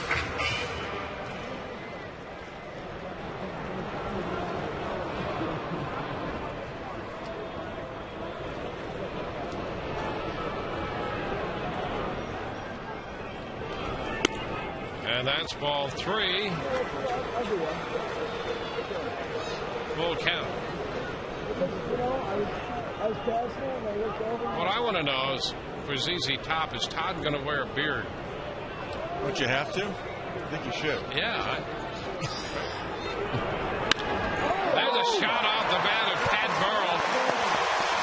Headed back to the track and now bouncing off the glove of Myron against the wall. Still a double for Pat Burrell. He's 2 for 3 tonight. He got a breaking ball in this count right here. A slide ball. He's all over it. Good use of the lower half right here. Getting through the ball. Hit head down on it. Good balance. Flicks the seam in left center field. 5th double of the year for Pat.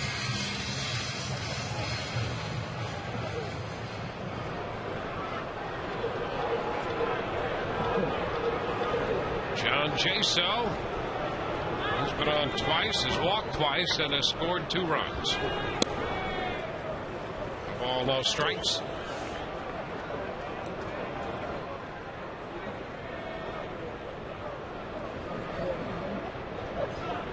And the Rays with 9 runs tonight.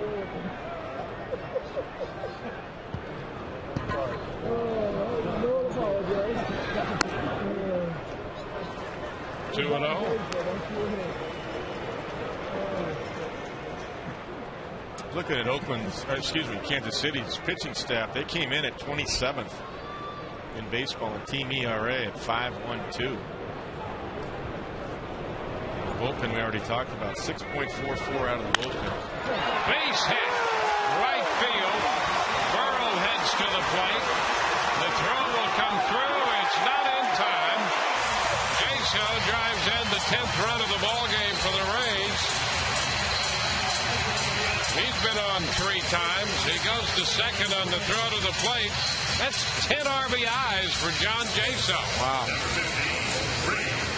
Quick on the swing right here. Good fluid swing. Fastball pretty much right down the middle. Talked about his short stride the other night that he has. Good weight transfer. Gets his hands through quickly. Good jump. Good secondary lead by Pat Burrell again. Scoring his 2nd run tonight from the bases hard. Tom Foley just saying, hey, you look pretty quick tonight. I'm sending you again. Now Brignac gets a ground ball to second. Cayaspos throws in time. Rays add a run on the base hit by Jaso. We've completed 4 in the Rays lead, 10-1.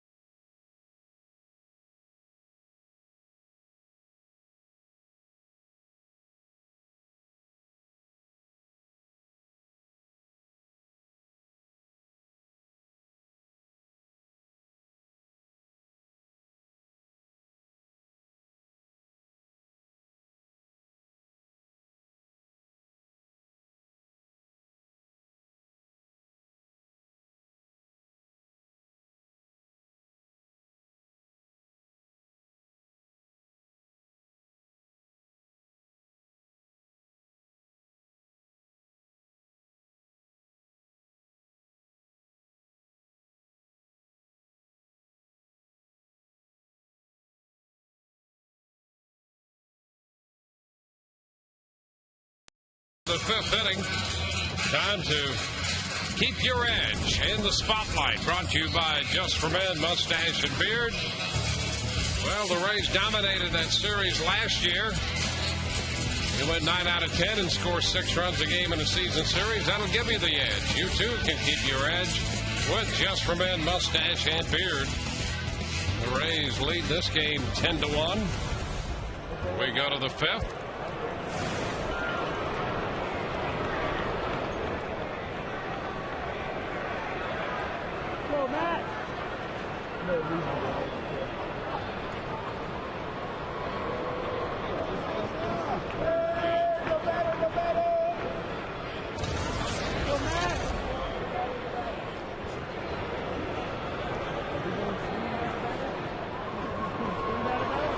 Meyer, pitch to him is high.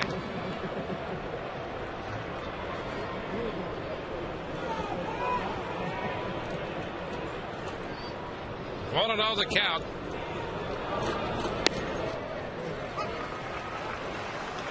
Meyer to be followed by the top of the order to Jesus and Posednik, with Matt Garza enjoying a very big lead tonight.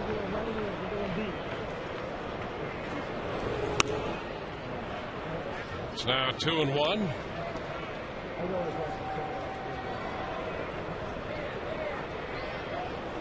I tell you, this is something that Garza, I'm sure, could get used to, because it didn't happen very often. Last year, he received the lowest run support in the American League.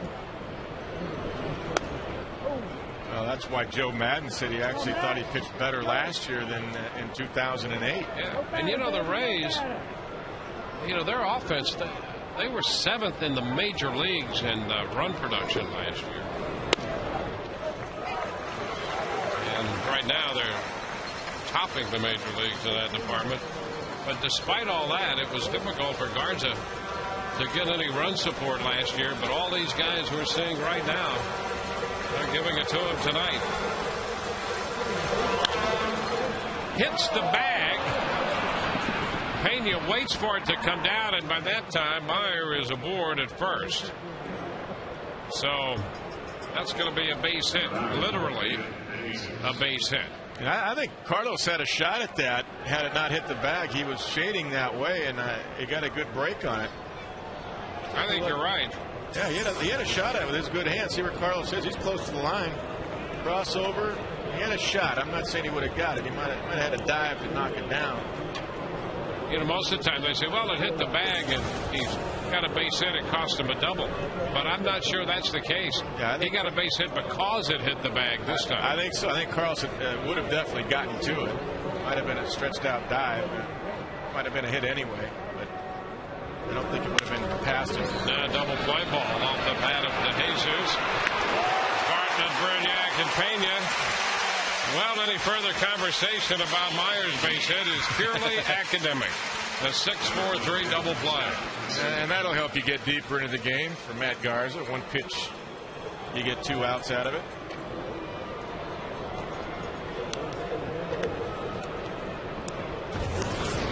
Yeah, it's amazing how certain pitchers just do not get run support. I know with the Royals, talking to Trey Hillman, it's Zach Greinke. He did win 16 games last year, but Zach Greinke's 0-2, and his ERA is 2.5, and he's got nothing to show for it. Want to know the count to Posednik? Yeah, but that guy's so good, it's almost like he could win without any runs. Yeah, does he need runs? Oh, man, I'm telling you. He is something special. And he'll be pitching here. Boy, if you would, and how about this? Wade Davis in the 5th spot in the Rays rotation. He faces the opposition's best pitcher in almost every series the Rays play. Yeah, amazing. Well, Posednik has himself a double here, and Wade Davis will be hooked up against Zach Greinke here Sunday afternoon. And you know, through all of that, facing all of the opposing aces, Wade Davis never has a change of facial expression. Oh, no. He never gets too high or too low. He's just so locked in on what he's got to do. I mean, how about that Saturday Fox game. Wasn't it Sabathia he had to match up against? Oh, he's got you on a no-hitter. Yep. I mean, it's unbelievable. Whether it's Burley, Sabathia, Greinke, Beckett. That's right. All of them. I mean, it's incredible. There's Billy Butler swinging through a fastball, strike one. That's just by you. He's a pretty good fastball hitter. That thing is 94, just right by him.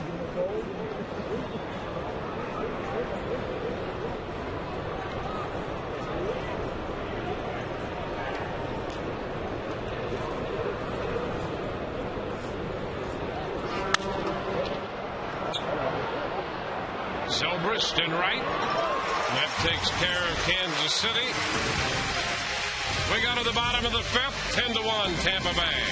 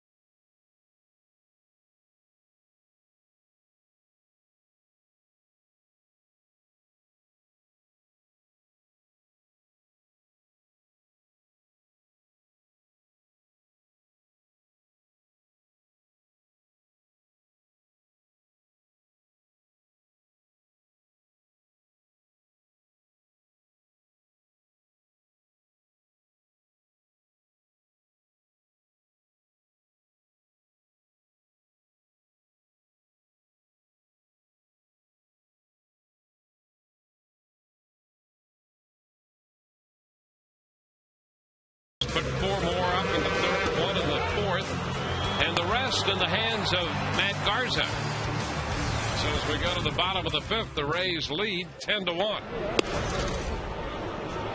Jason Bartlett takes the pitch outside, 1-0.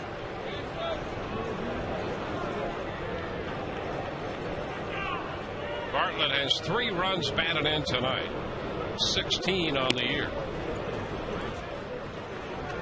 2-0. We mentioned the Rays had at 6 hitters with at least 12 runs batted in this year. And they've had 2 more join the double figures ranks in this game. Jaso now has 10, and Reed Brignac has 10. 2-1. So the production spread throughout the Rays lineup. Well, that's why for me it's the depth of the lineup. Talked about that last night. It's just 1 through 9, and the guys that come off the bench when they get their opportunity, there's just no holes in this lineup. The only guy that doesn't have double figures yet is Ben Zobrist. Yeah, he's only 9. 1 away. Yeah. Probably get that in this inning. Who knows?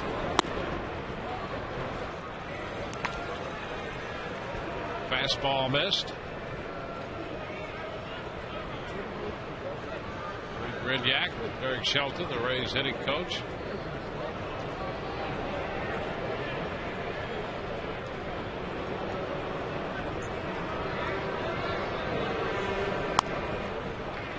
And ball 4 to Jason Bartlett.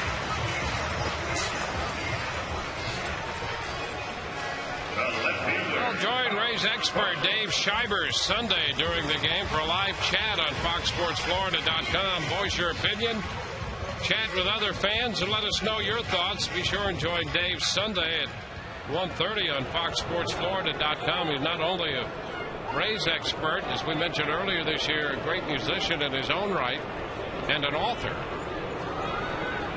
He does it all. He's a threat in a number of areas. Crawford pops it up. Betancourt out from short, makes the catch. Dave's a little bit like Ben Zomerson. Yes, he is. Do a little bit of everything.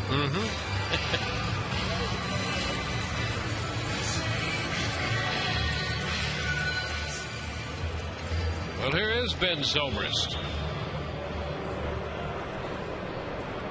Well, let's see if Ben can drive in Bartlett from first, get his 10th run batted in, and put everybody in double figures. Little tap back to the hill. The throw is bad into center field.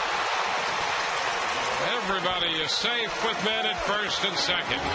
Marte made a bad feed back to second base.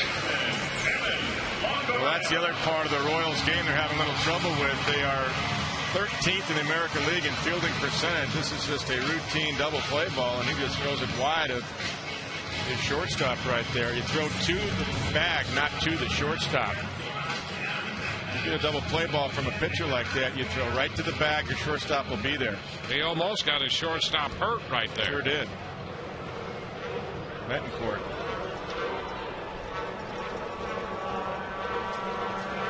You know, I was talking to Tom Foley down there tonight, and we were talking about, you and I had mentioned about the relay that we saw, and working the bunt plays and all the different things. And Tom mentioned what, you know, you had also said, that, you know, Joe Madden said this also to me, that they're going to do that, you know, every homestand a time or two, whether it be PFP, which PFP is exactly what you just saw, pitcher's fielding practice on double plays like that. That's what the Rays are going to do all season long on homestands. This happens to be a longer homestand. You can come out a couple of times, but that's the intent. And as Joe Madden said, you know, how good is the weather? We're not going to get overheated. It's 72 in here. Longoria hits a towering drive back into center field. Meyer looking up, keeping track of that one to make the catch. Both runners tag and move up on that deep fly ball to center field, hit by Longoria. Oh, he knows it too. He just got underneath it. He knows that had 3-run home run all over it for him.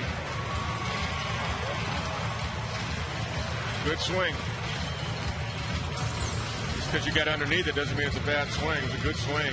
Fastball right there. That's a good swing right there. He knows it. Just a little bit underneath it. He knew it wasn't going to carry out. Second and third with 2 outs for Carlos Pena. Pena picking up his 22nd run batted in with a base hit in the third.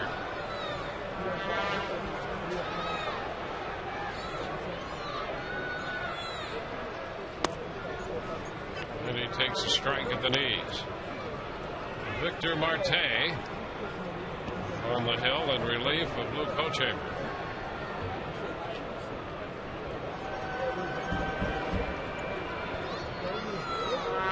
Marte's 29 years old, but a rookie. We mentioned he spent 3 years in Japan.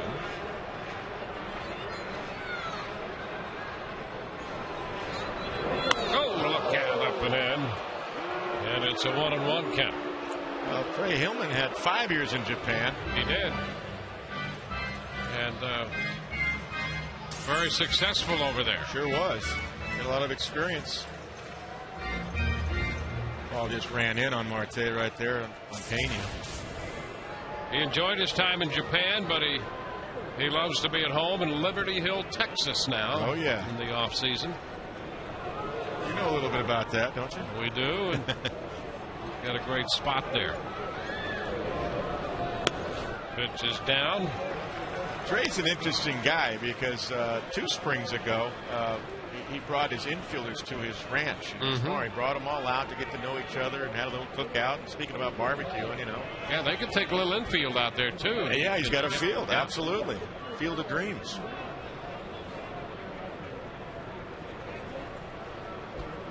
Two on the count to Pena.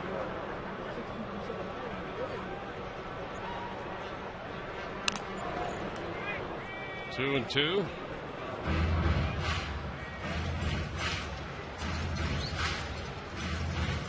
Well, it's a grind of a season. It's long enough. And, you know, Joe Madden was talking about this same thing, too, about, you know, you want to make it fun for the guys, too. It's not always, you know, life and death as far as, you know, hey, it's a game. But if you prepare correctly, and that's, he said, you know, you notice how the guys are working our cutoffs and relays. They weren't complaining about that.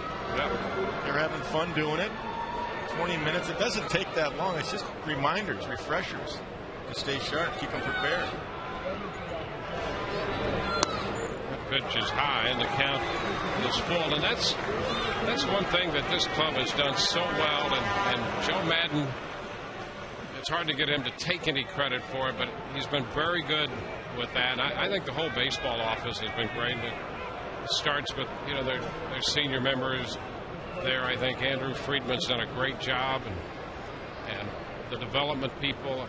There's a great attitude there. It is. That permeates the whole baseball operation. They've been very, very good. That's what I was telling Joe. I said, this is fun for me to be around. I'm glad of the opportunity to be here because first of all, I love being at the ballpark more so than being in the studio, you know, where you're not out conversing with the guys, you know, and seeing it live. And there's ball 4 upstairs. So the bases are loaded with 2 outs in the 5th inning, and we'll find out what a bench coach does on the next edition of Inside the Rays, highlighting Rays bench coach and the former Ray outfielder Davey Martinez. Learn about his role on the team and his journey from a big league player to a big league coach. Inside the Rays, Dave Martinez, Sunday at 4:30 on Sun Sports. And for a preview of the show, log on to foxsportsflorida.com. Yeah, that'll be good. Big profile. Some real insight into what a bench coach does. B.J. Upton, a one-hopper to short. Betancourt to second for the force on the throw to Callaspo, forcing Pena. Rays will leave him loaded through 5, 10-1 Tampa Bay.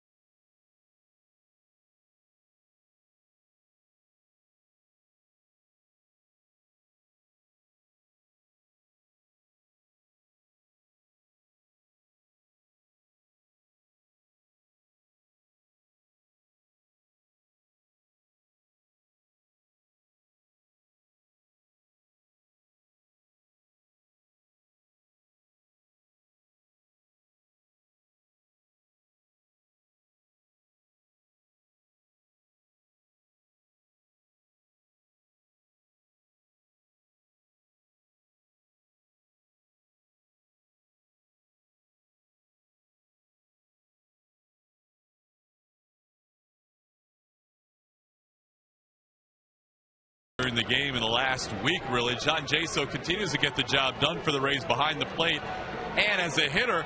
And before the game, as Deanna Navarro came off the suspended list, Jaso had caught the previous 4 games as a starter, so he might have thought, Navarro may have thought, that he was in there tonight. But Joe Madden called Navi into the office. He said, Navi, I'm just going with the hot hand right now. And who could blame Joe? And Navarro took it very well. He said, of course, you've got to go with Jaso the way he's playing. Guys, he's 6-0 behind the plate as a starter this year. And if you go back to his one start in 2008 for Tampa Bay, he's 7-0 lifetime as a starter before tonight behind the plate. Guys, back to you.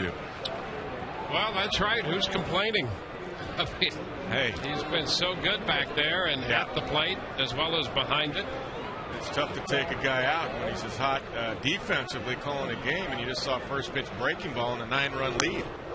How about that? And right there, and the count is 1-1. I mean, that tells you something. Yeah. A lot of guys are just going to put down number one about 15 times in a row. He starts him with a breaking ball and then goes up the ladder and Guillen with a fastball. Aside from what he's done with the bat, it's the defense and the game plan that's been impressive too. Ground ball foul. It's 1-2, and you know, it's one of those stories that we've all been around the game for a while to see these things happen, but the John Jayshell story is not only a great baseball story, but I think it's a great human interest story, because he invested 21 days in spring training really to make himself better, and that's going to be a return for him. He's going to spend a long time in the big leagues because he did that, because he improved himself as a catcher. He now has a chance to spend more time in the big leagues, and as a young man in the game today can make enough money to someday set up your family. And well, it's a great story. What that tells you too, when Joe Madden had Bobby Ramos working with him like that for 3 weeks, it says, listen, you got a future, but you're going to have to play the other side of the game. And how many of those guys, that ball gets away, Jayshell retrieves it and goes down for the strikeout. That puts it out. And how many guys have we seen, Kevin, in the game who could hit, but they wore the catching equipment? That's right. But they really weren't that proficient at the craft of catching. They could hit. Yeah. Those guys had a difficult time staying around, but if you can catch and then you're a left-handed bat, boy, you can stay around a long time. Well, that was the message in spring training. The priority has to be this first. Game calling, setting up, blocking balls behind the plate. We know you have a chance to hit in the big leagues, but you won't be behind the plate unless you can do that. Catch. You call the game. And you got to separate the two, and that's not easy.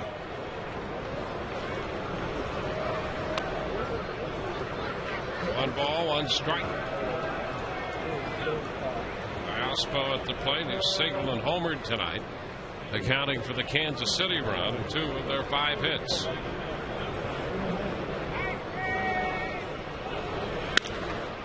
Sends this one into center field. BJ will have to go back after it and makes the grab. 2 up, 2 down. Callasco's hit the ball hard 3 times. He singled the left in the second, homered in the fourth, and that was a deep shot to center field. BJ gets a good jump, good read, and just with those long strides, glides the ball and picks it off easily.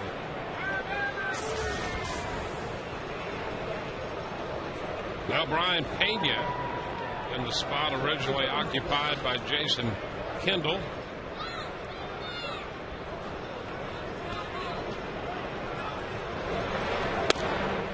Pitch is a strike at the knees.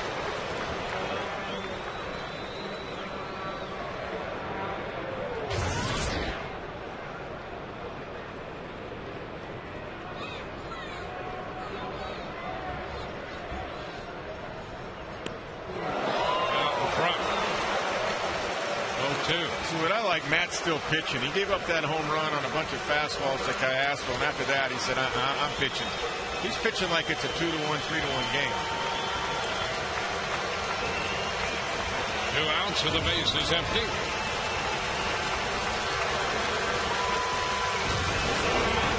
This one down.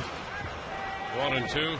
Well, I think when Callasco hit the home run in the 4th on a 3-2 pitch, you know, that was a personal affront. It was. As well as a professional affront, I think, to Garza. And it kind of re-inspired him, even though he had that big lead.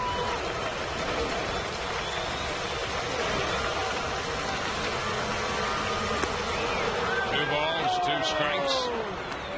Yeah, you don't stop pitching just because you got a big lead. And too many guys, when they get a big lead, they make that mistake, and all of a sudden, you know, an 9-1 game becomes 9-5, and now it's a ball game. So that was kind of a little wake up there for Matt. He said, I'm not giving this all fastballs anymore.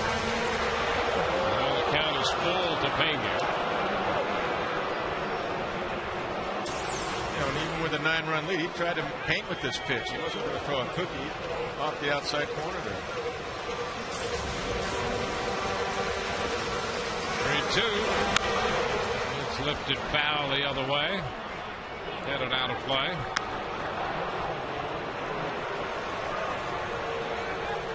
Rays put up 5 in the second and 4 in the third. Kansas City got a run in the fourth, and so did the Rays. So it's 10-1 as we play in the top half of the 6th inning. That could make it happen here. He's got a chance to finish this inning and go back out in 7th. And a wave and a miss on the breaking ball. He strikes him out. That's 9 strikeouts. 1, 2, 3 go the Kansas City Royals. The Rays lead 10-1.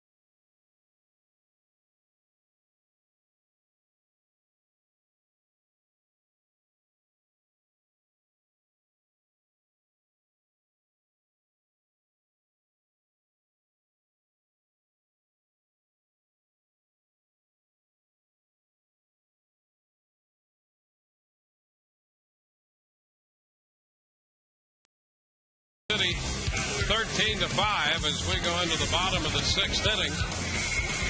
The Rays offense hitting on all cylinders as we look at our Toyota trend over the last 8 games. The Rays have scored 70 runs and hit 336 as a team.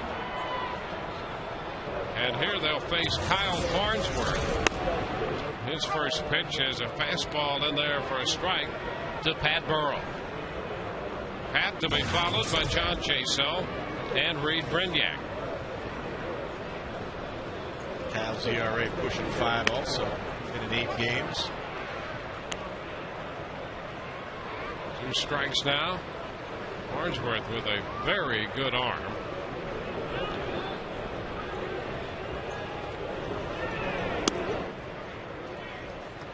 One ball, 2 strikes. Pat's 2 hits tonight, both on sliders, breaking balls.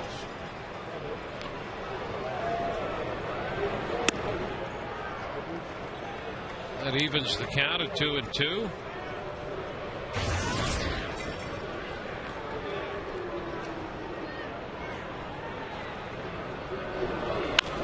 That takes it the other way, so Pat now hitting .255. Of home runs and 13 runs batted in on the year. 2 runs scored tonight to go with the RBI.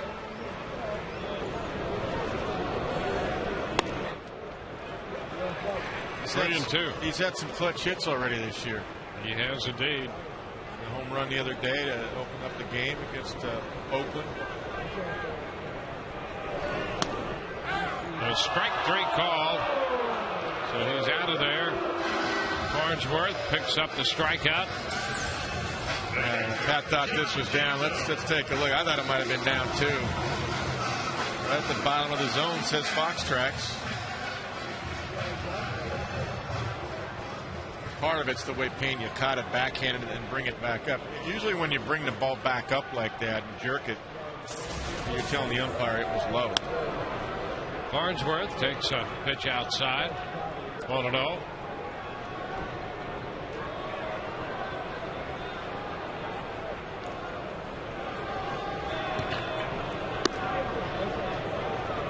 Nothing.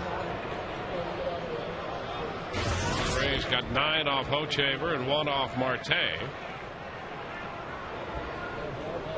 Now looking at Kyle Farnsworth.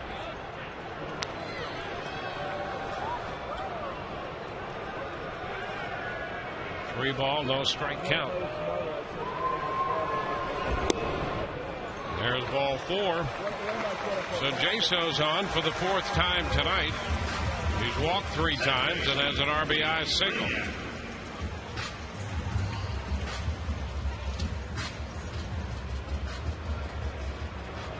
And the hitter is Reed Brignac.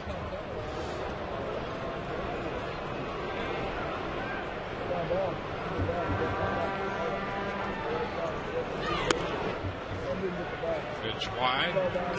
1-0. Yankees lead Baltimore 3-0. That game's in the top of the 8th at Baltimore. That's a strike. Rays started the day 2.5 up in the East, ahead of the New York Ball Club. That was a Brian Mattis start for Baltimore, I believe. Brignac fouls it. 1-2.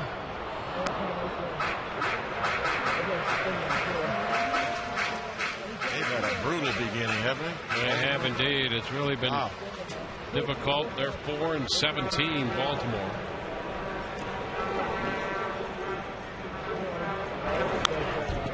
Brignac stays alive against that fastball. Still 1-2 to Reed.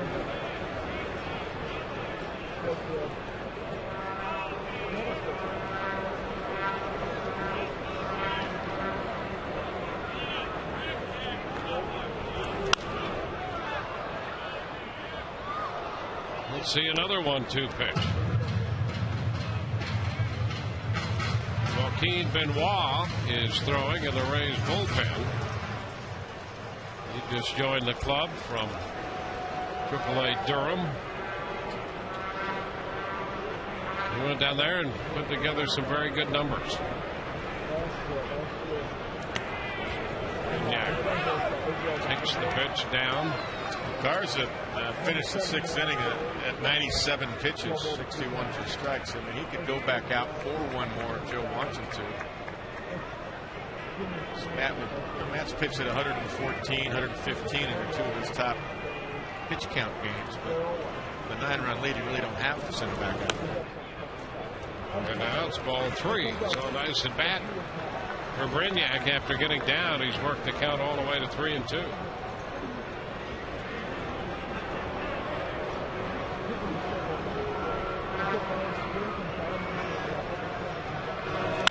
And shoots it just foul. Chris Guccione. I'm not sure if was that yoga he was doing. Pilates and yoga. Yeah, one of those. Yeah. He's worked on his core. So he. And look at this balance of. Well done. Yeah. Guccione here. Wow, just foul. He waited to make the call as he got out of the way. He kind of looked like a superhero as well. It's a foul ball out of play. Spun him around. He didn't. Yeah, that was good for him. Yeah, he waited and then realized, hey, I better turn around and point toward the foul line.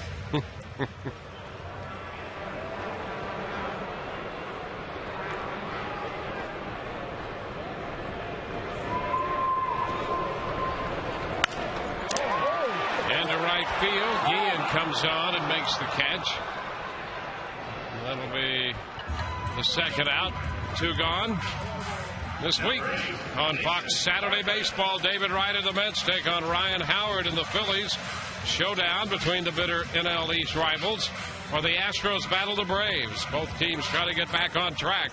Coverage of Fox Saturday Baseball presented by Budweiser at a special time of 3 p.m. Eastern, following This Week in Baseball at 2:30 p.m. Eastern on Fox. Check your local listings for the game and start time in your area.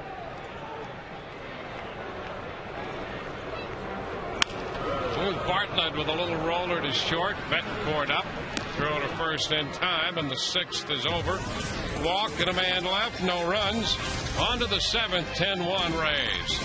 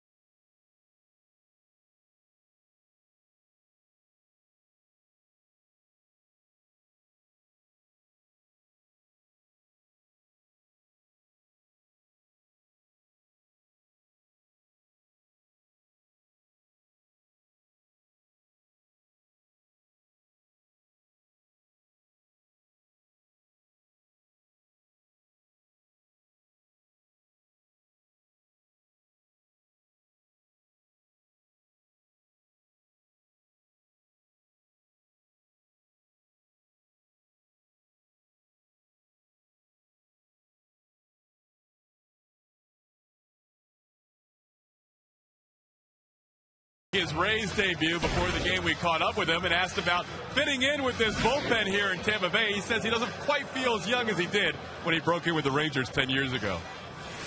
The only difference is that I feel like I'm the oldest in the whole group, and it makes me feel a little weird. So I have to make them think that I'm really comfortable, but I feel like I'm the grandpa here. Well, the grandpa can still bring it, guys. He was very impressive at AAA Durham. Back to you. And he's on now in relief of Matt Garza.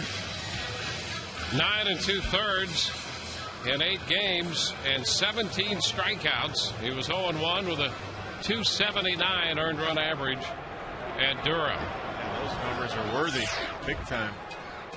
He last pitched on Tuesday. Pitched an inning in that game. Well, he showed the Rays this spring that he had good stuff after undergoing surgery on a torn rotator cuff in his right shoulder and missed the entire 2009 season. And Alex Gordon missed that fastball, strike one. Right out of the chute, 95. Wow. Good mechanics, too. Right up on top. Wow. Nice. Old man at only 32. That's right. Up and away. It's always nice. It's always nice to have another power arm down there. Swing and miss guy down there in your bullpen.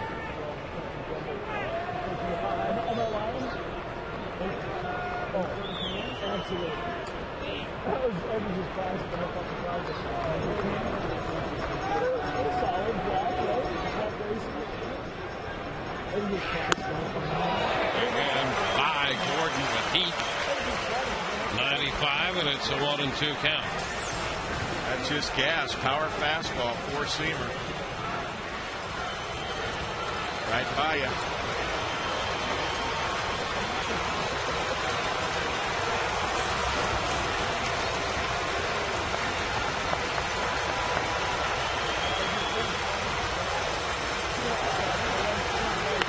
Strike 3 call. Well, he swung and missed 2 fastballs. Took the other one. That's the 10th strikeout of the night for Rays pitching. No trickery here, just all gas. Every one of them. On you in a hurry, too.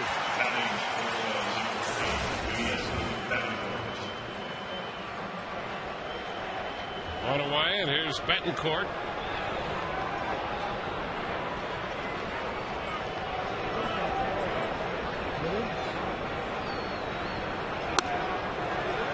And a strike to him. I'll tell you what, that's a closer arm right there. In 07 with the Rangers, he had a .285 earned run average, 6 saves, 7-4.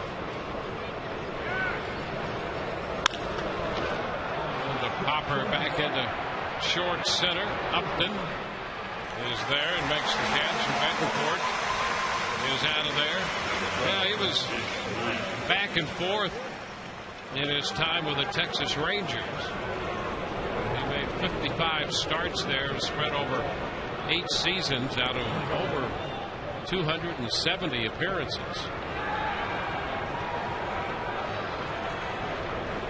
One year I'm talking about, 2007, he was in 70 games. He struck out 87 men in 82 innings. And he throws a strike to Mitch Meyer.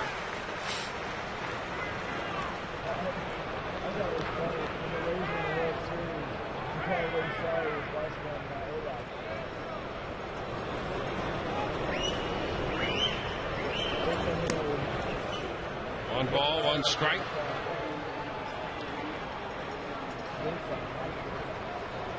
So Garza for 6, gave up a run, 5 hits, struck out 9, walked 2. Benoit working the 7th inning, and he's picked up a strikeout.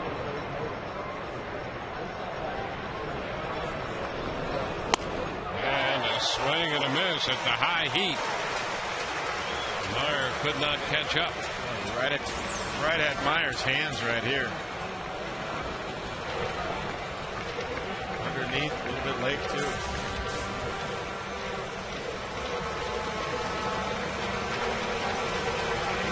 Now 1-2.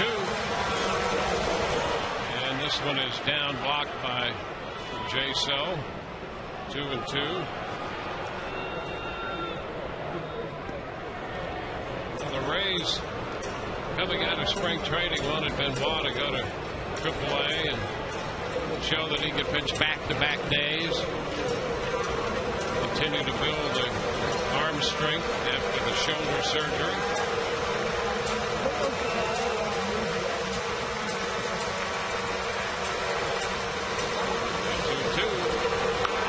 And a pop foul. That's backing out of play.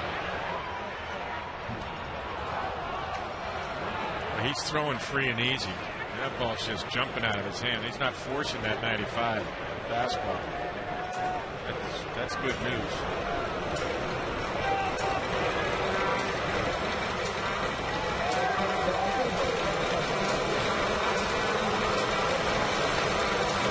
Now the 2-2 upstairs. So a full count.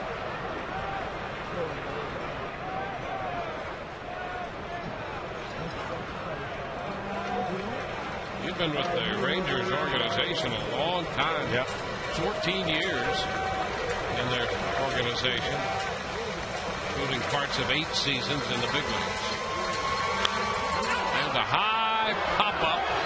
Well, J-So back, but he's going to run out of room. And we'll see another 3-2 pitch made by Joaquin Benoit.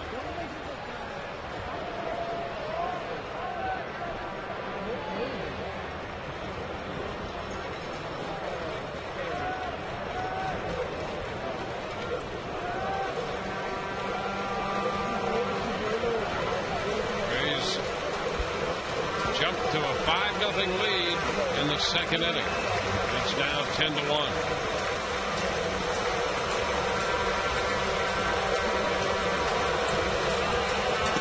And there's ball 4. Benoit gives up the walk to Meyer. Seminole Club of Greater Orlando, along with the Seminole Boosters, welcome FSU head coach Jimbo Fisher to Orlando. That'll be this Saturday, and the day begins with a golf tournament at Shingle Creek Golf Club, followed by a banquet at BB King's at Point Orlando. For more information and to register, log on to OrlandoSeminoles.com.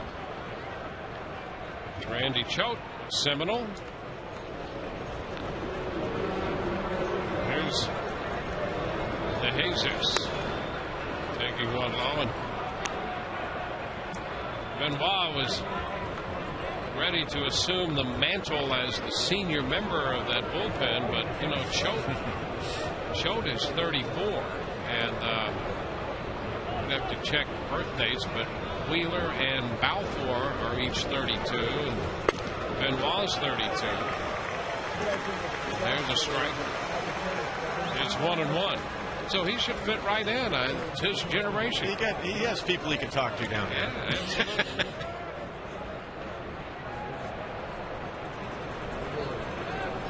a 1-1 count to David DeJesus. He's the DH for Kansas City tonight. Fly ball center field, going to fall in front of B.J. Upton. And DeJesus has a base hit. So 2 men on with 2 men out.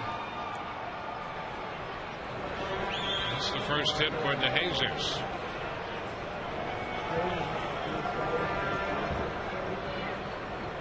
Scott Pasetnik will be coming up.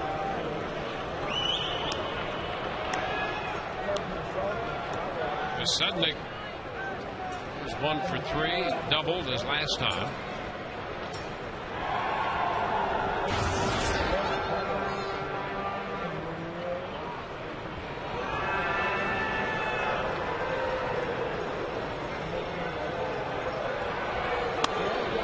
Pitch is high. 1 ball, no strikes.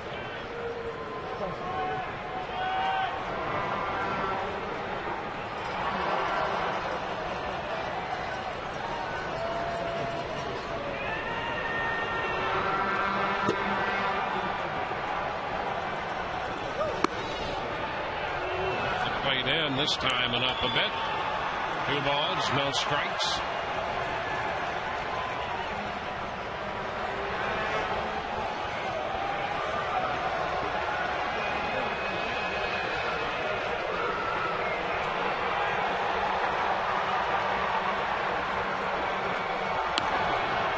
And that pitch in there for a strike. A little bit of tailing action to it.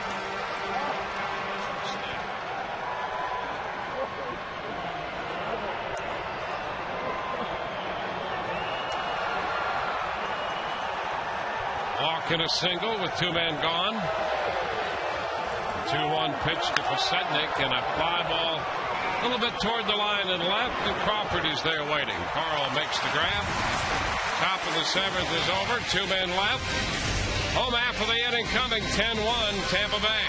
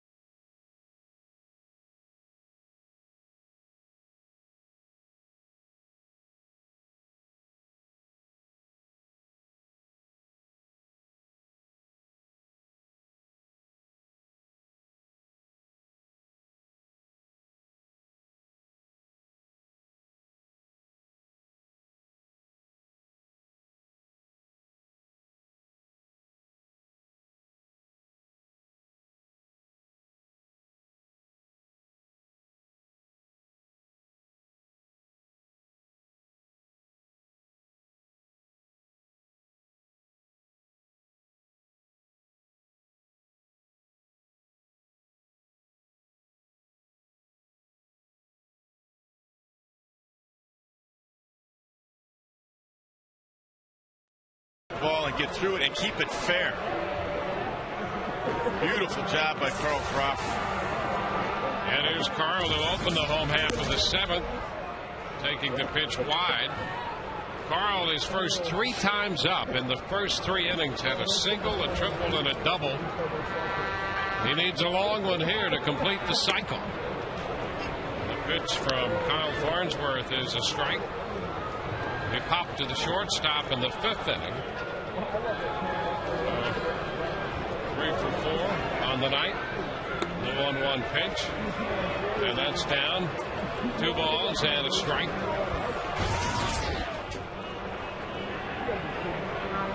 Carl 2 for 8 lifetime against Farnsworth.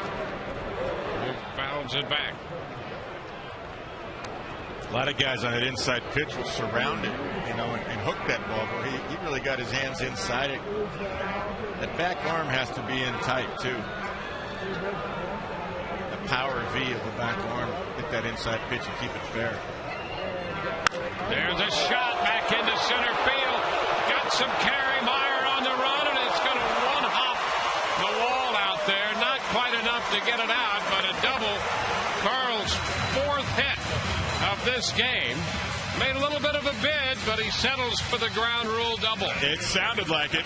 Sounded like it might go. Obviously, if he pulled it, it would have been out. And Carl will come out of the game. That's enough for him tonight. 9th double of the year and the 2nd one tonight. Get a little rest here the last 3 innings. He's greeted by B.J. Upton, who hit for the cycle last year to end the season, becoming the first Ray to do that. Well, here's how he did it again. Inside, he got the hands inside that one and hit a rocket to right center field. Boy, he's tough to get in on. Swing short. Swing and a miss by Ben Zobrist. That was Todd Callis' pick the click and mine tonight.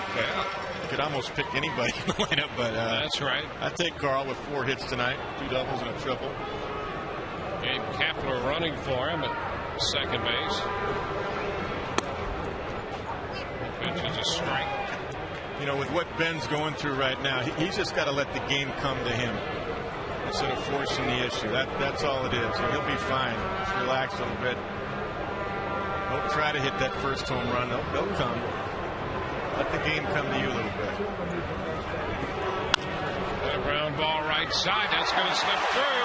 Base hit into right. Kapler's headed to the plate. And a run batted in for Zobrist as the Rays score their 11th run. Well, a little ground ball right through the infield on the right side. That'll do a lot of good for him. Yeah, you know, nice fluid swing right there. Got that 10th RBI. I had a feeling he'd get in double figures tonight, and he sure did. And it's a strike. That's a breaking ball back door, and he just had a nice fluid swing and got it through the right side.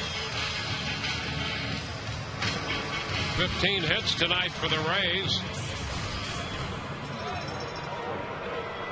Kapler scored. Now Evan Longoria. You know, when I say, Dwayne, let the game come to you, some people may not understand that. It's just, you know, when you want it so bad, you want to show, hey, I can drive him in hitting third. I can do what I did last year. He will do that. I believe that. It's not a fluke.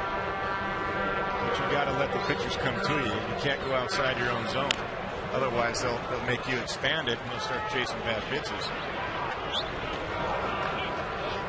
2 strikes the count to Evan. There's Ben Zobrist with a run batted in now.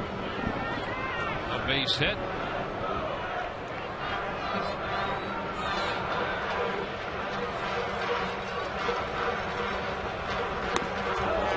And Longoria is out on strikes. Second strikeout for Farnsworth and the 3rd strikeout for Kansas City pitching. Just got above Evans' hands. He was on it just underneath it, a little bit up and out of the zone.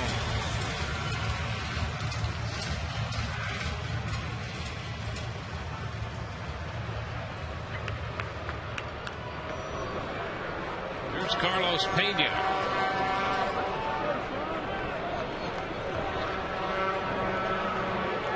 Carlos single homer run in the 3rd and scored in that inning. With a strike. You know, you were touching on Farnsworth last night. What a good arm. This guy has been kind of an enigma. He's always had a 94 to 97 fastball, yet he gets hit. Yeah. A lot of people think that he never used the fastball enough. That he got hurt on secondary stuff. Yeah, there's a breaking ball right there you're talking about.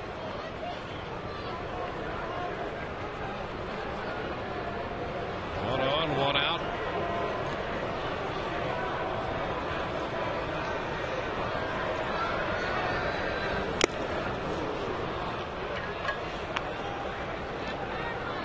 So it's a 10-run lead for the Rays in the 7th inning. Yeah, with that hit by Ben Zobrist here, everybody in the lineup has at least one hit of the starters. About that, 8 for 13 with runners in scoring position.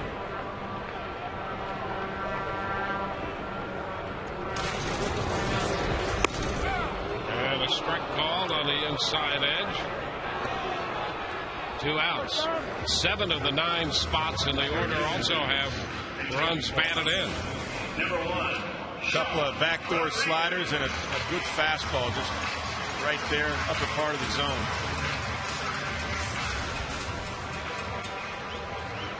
Now Sean Rodriguez will hit for Upton.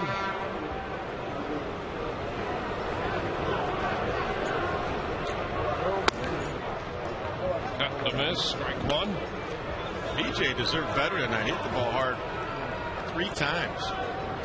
Got 1 hit to show for it. Just missed a double on a hard hit line drive in the 4th, and then lined to 3rd. So he got a base hit, a stolen base, and a run scored. Carl Crawford alongside, a 4-hit night. One batted in and a run scored as well. 2 doubles and a triple. I like that when you see guys smiling, you're 1 for 4 instead of 3 for 4, and you're happy because you're winning. You're winning big. Saw BJ a minute ago, smiling, having a good time. But he knows he's swinging well too. The hit, 2 and 3 hit nights will come.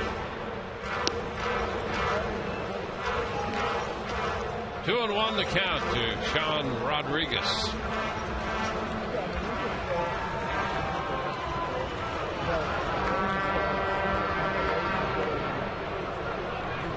Farnsworth in his 2nd inning. This is foul. Takes the count to 2-2. Wheeler's up in the bullpen again, so Garza for 6. Benoit has worked 1. Wheeler looking on now. 2-2. And that's down. So the count goes full.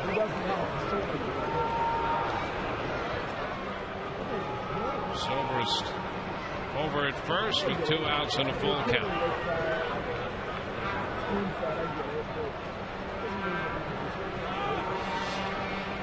And strike 3 call. Rodriguez out of there. Farnsworth strikes out the side, gives up a run. Crawford's double opened the inning. Zobrist with a base hit drove it in. 11-1 Tampa Bay.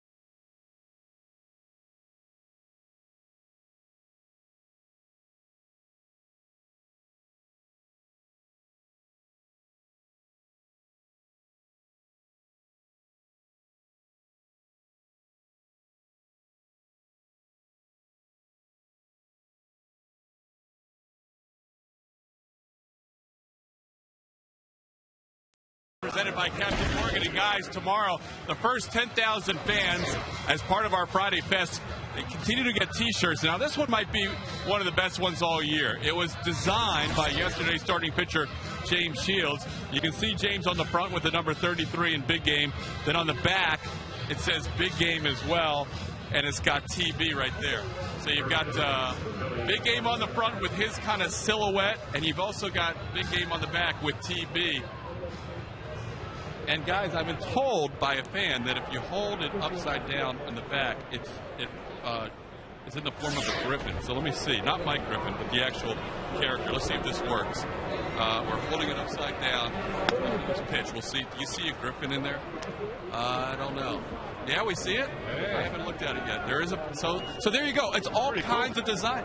And Brian Anderson, of all people, said he wants to wear this on our pregame show tomorrow. BA wants to wear a shirt in a pregame show. You know it's a great giveaway, Adam. And guys, he said he has enjoyed his mesquite drilling tonight. So thanks for the concern. Well, good. I hope it's been a fun night for Brian, and one that he's learned a lot while he's been enjoying the barbecue. Mesquite tonight, huh? Okay. All right. Dan Wheeler, the new pitcher, he's behind Butler, 2-0. The ground ball down to third. Longoria's throw to first is in time, and that'll be the first out. Rays with a couple changes. Gabe Kapler in the game in left, and Sean Rodriguez is in center field.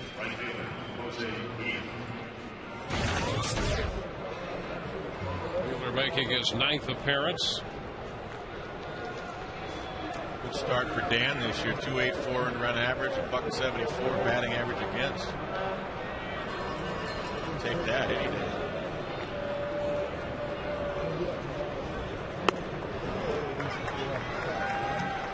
And the pitch to Guillen is a strike. So Garza worked the front six, and he was very good.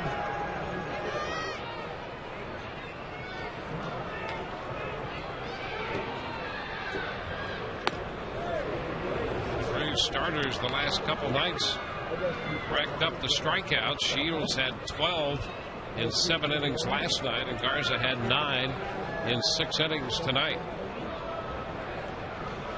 1-1 to count to Guillen. He takes a big cut. It's 1-2.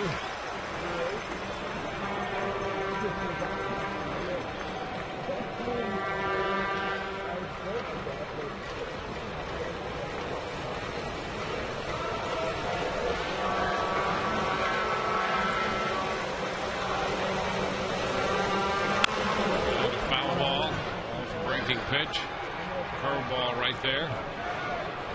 Wheeler last worked on Saturday in the Toronto series. Rays got a look at Joaquin Benoit, who pitched the 7th inning. Scoreless, gave up a hit, a walk, and picked up a strikeout.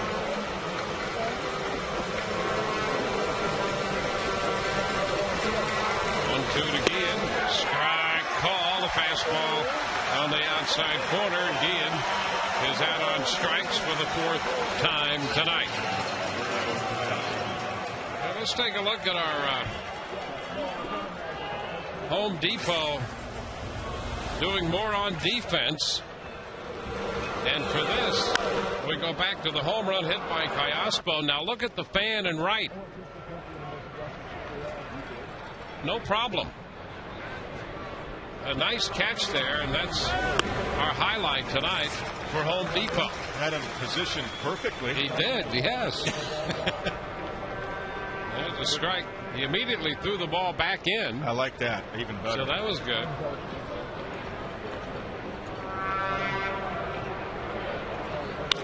And a little popper right side by Callaspo, and this time it's Brignac making the catch. And a 1-2-3-8. We go to the bottom of the inning with the score, 11-1, Tampa Bay.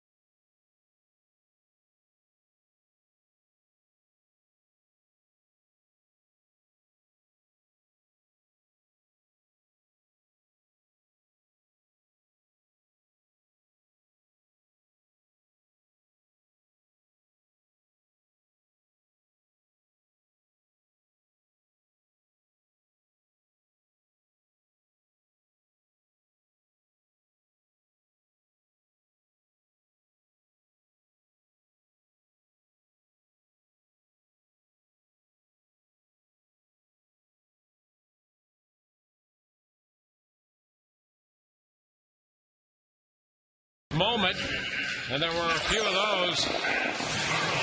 Matt Garza made the start for the Rays tonight and pitched extremely well. Get a lot of support. That's something different. A lot of run support tonight. And he pitched the whole night. He didn't just, when he got a big lead, didn't just go, hey, I'm going to call fastballs. He used all of his stuff right until the end.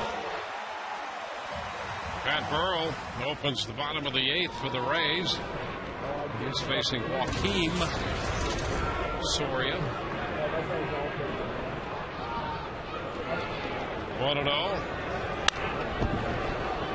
Now back into the screen. Let's take a look at Garza's line. 97 pitches tonight, 6 innings, a run, 5 hits, 9 strikeouts, and a couple walks.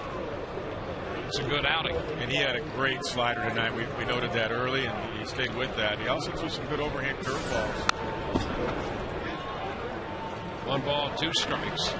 And he didn't necessarily stay just with that, the slider to the right-hander and the curveball to the left-hander. He had a nice mix of all of that. Yeah, you got away from that pattern. I like that.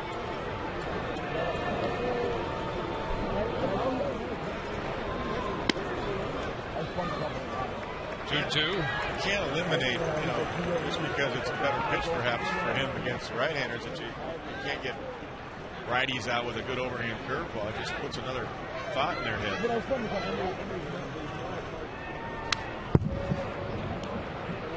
Still 2-2. So the Rays got 9 runs off Hochevar, 1 off Marte, and 1 off Farnsworth. And now Soria, who's their closer's in there.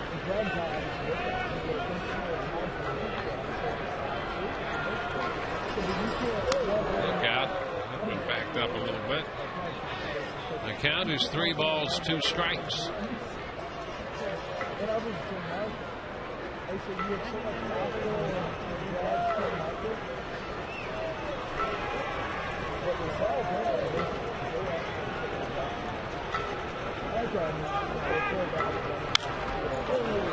That's foul out of play.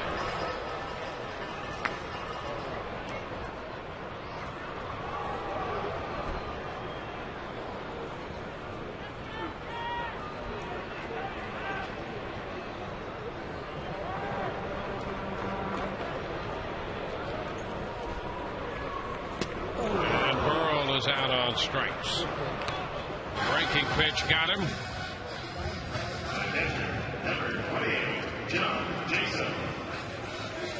There's Grant Balfour. Is he in the Rays bullpen?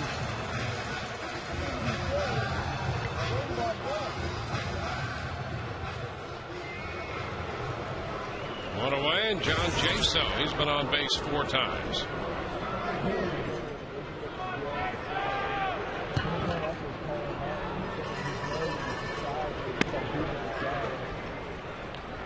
One ball, no strikes.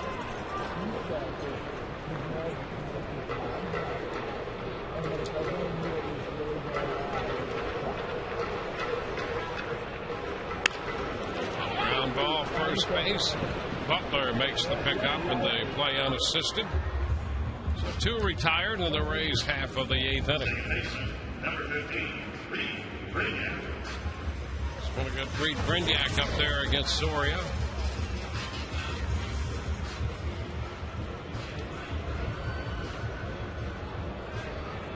The Rays 16-5 going into play tonight. The best record in the big leagues and the best start since the 05 White Sox. Brignac pounds it out of play. And we know how they ended up. Yes, we do. But Sednick has a ring. He's on that club.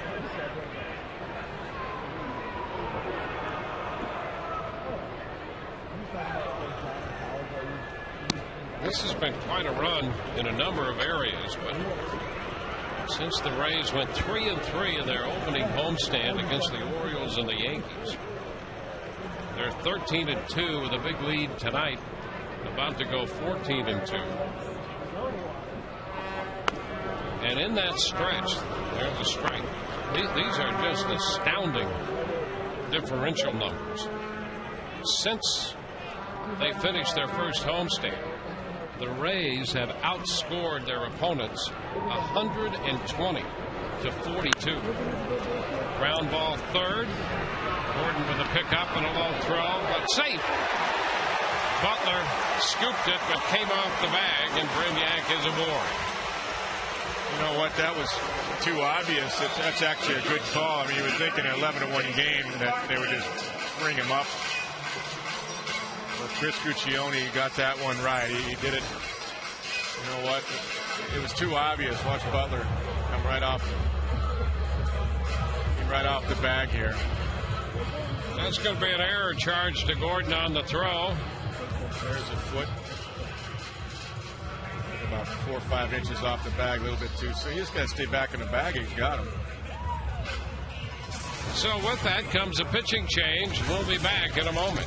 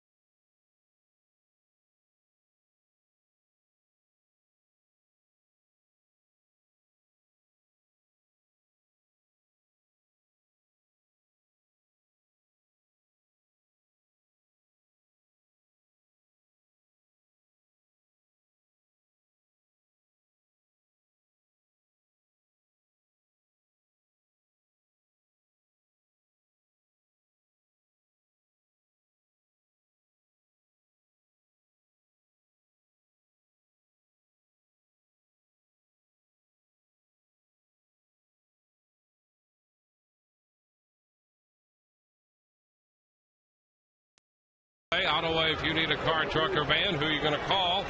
Auto-Way at 1-800-SHOP-AUTO-WAY. See the choices right there. Robinson Tejada is the new pitcher. Mason Bartlett. Most impressive aspect of this starting pitching, offense, bullpen, or team depth. Go to 789-789. And a walk. Nobody holding the runner, and Butler off the bag. Well, it's 11-1. I mean, I don't know where his head was, but that'll see. Trey Hillman's got his head down. I mean, that will be addressed. I mean, it's just little things like that bother you as a manager. You might get your tails kicked, but be in the game. Understand what's going on. Well, and you know, here's for them the frustrating thing. They come in 8-13,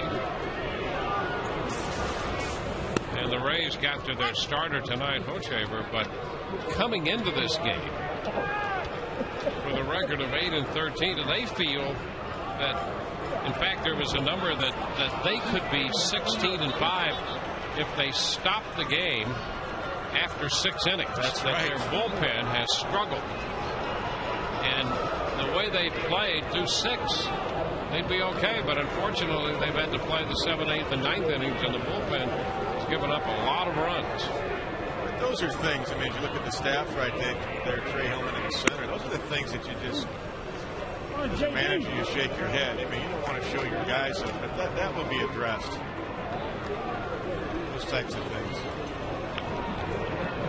It reflects on those guys right there.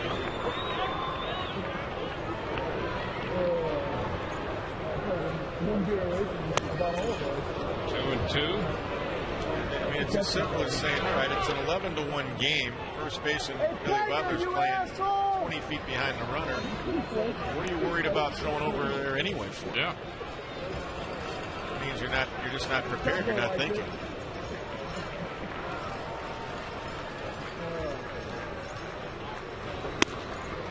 And ball 3 is outside. Well, Soria was in here to get some work, and that error then would have extended his inning. Well, Hillman didn't want to use his closer for any more pitches. No. And so he comes to get him and bring Tejada in. It's foul out of play. So Tejada's job is to get the hitter. Forget about the guy at first in an 11-1 game. I mean, that you'll take your beatings. We all get humbled in this game, both sides. But those are the types of things that bother you as a manager, big time.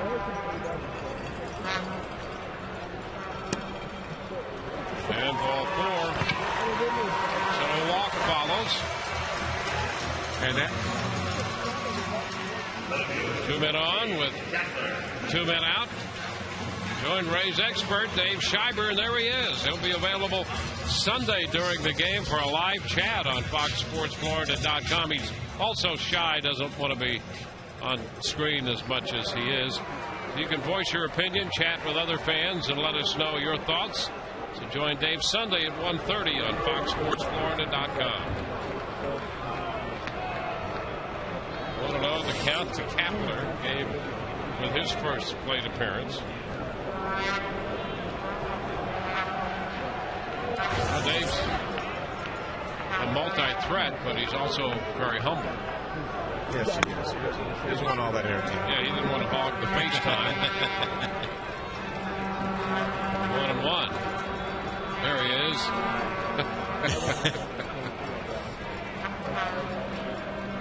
He's in the know.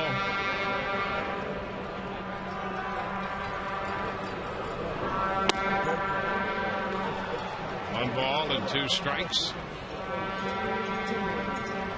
Something like that happens, and you're the guy on camera, and you go, you know, did I make somebody in the truck mad today? Is that why they're doing that? Somebody let him know we're talking about it. All the guys in the truck are so nice. 1-2, swing and a miss. Kapler's out on strikes.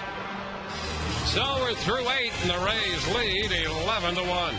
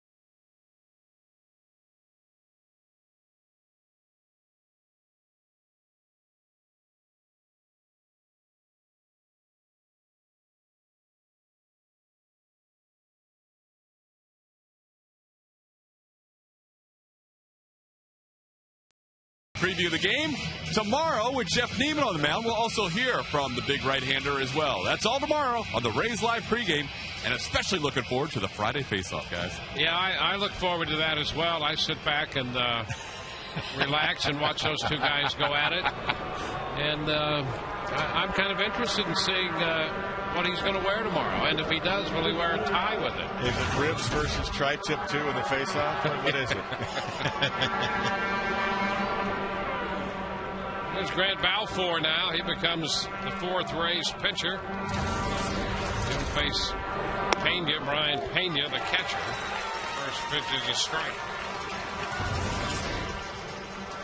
Hey, we'll have the post-game show, Rays Live, immediately following the coverage of this game. Swing and a miss. Todd Callis will be along as well. You know, you can't hide in this building. You know, they find you. Yes, they do. Todd has been moving around a little bit there. Yeah. You know, Todd has done as good a job as anyone, but he still can be found.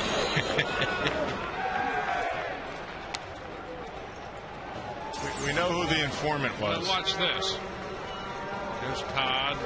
There he is. Just taking a little peek.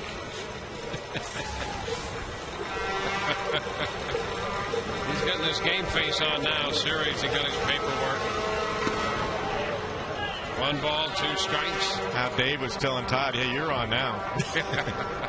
They got you now. Oh, look at that. See?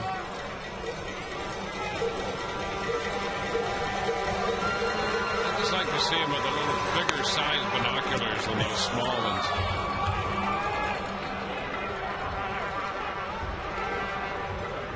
Well, keep your energy level up. There's a lot that goes on down there, isn't there? Hey, those guys are having a party. You know, we're working here. Hey. Ball 3 outside, and the count is full on Pena. We can't have popcorn up here. Make our throat dry. That's right. We'll scratchy. Exactly. Yeah. Be professionally irresponsible. Pop-up foul. It's into the upper deck.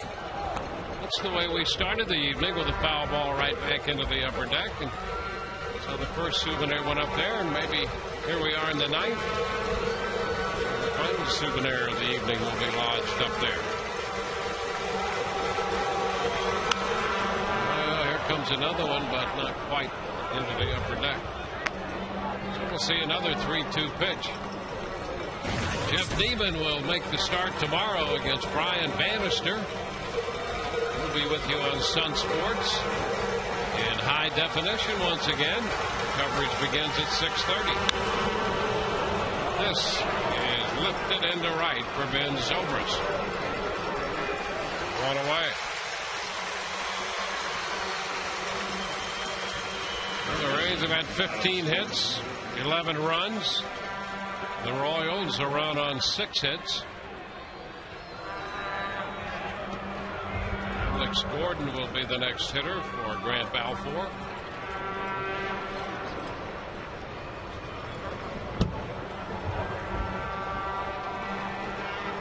It's been quite a start for the Rays this year.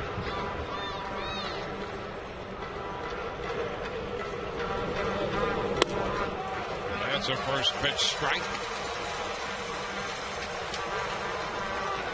Yankees beat Baltimore 4-0. A.J. Burnett got the win, and Mattis suffers the loss. Now, you were talking earlier, Dwayne, about the the runs differential. Yep. That was pretty incredible. It is. Numbers you're talking about. 120 to 42. Yeah, I was thinking about that. Spread over 16 games. And you're talking about guys that the Rays beat, like Beckett and Dallas Braden and Hurley and Sheets, Ben Sheets. Ochevar came into this game with good numbers. Swept the Red Sox in Fenway 4 straight. Beat the White Sox 2 out of 3.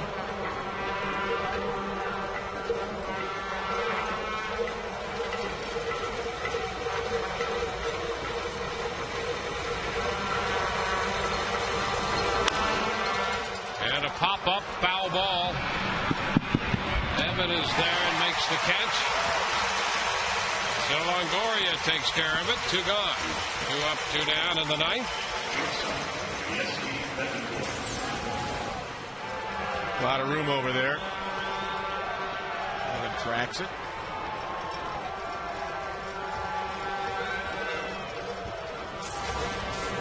Leoneski Betancourt.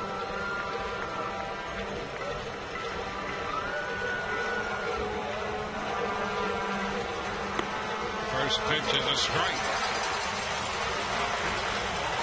Garza, Benoit, Wheeler, and Balfour, the Rays pitchers tonight. The offense, as usual, has been pretty well spread out. 7 of the 9 spots in the lineup drove in runs.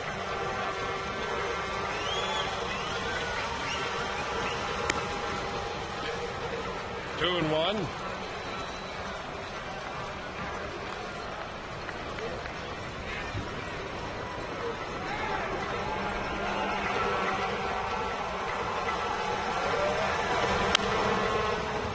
Popper right side into foul territory. Carlos Pena, Rays win.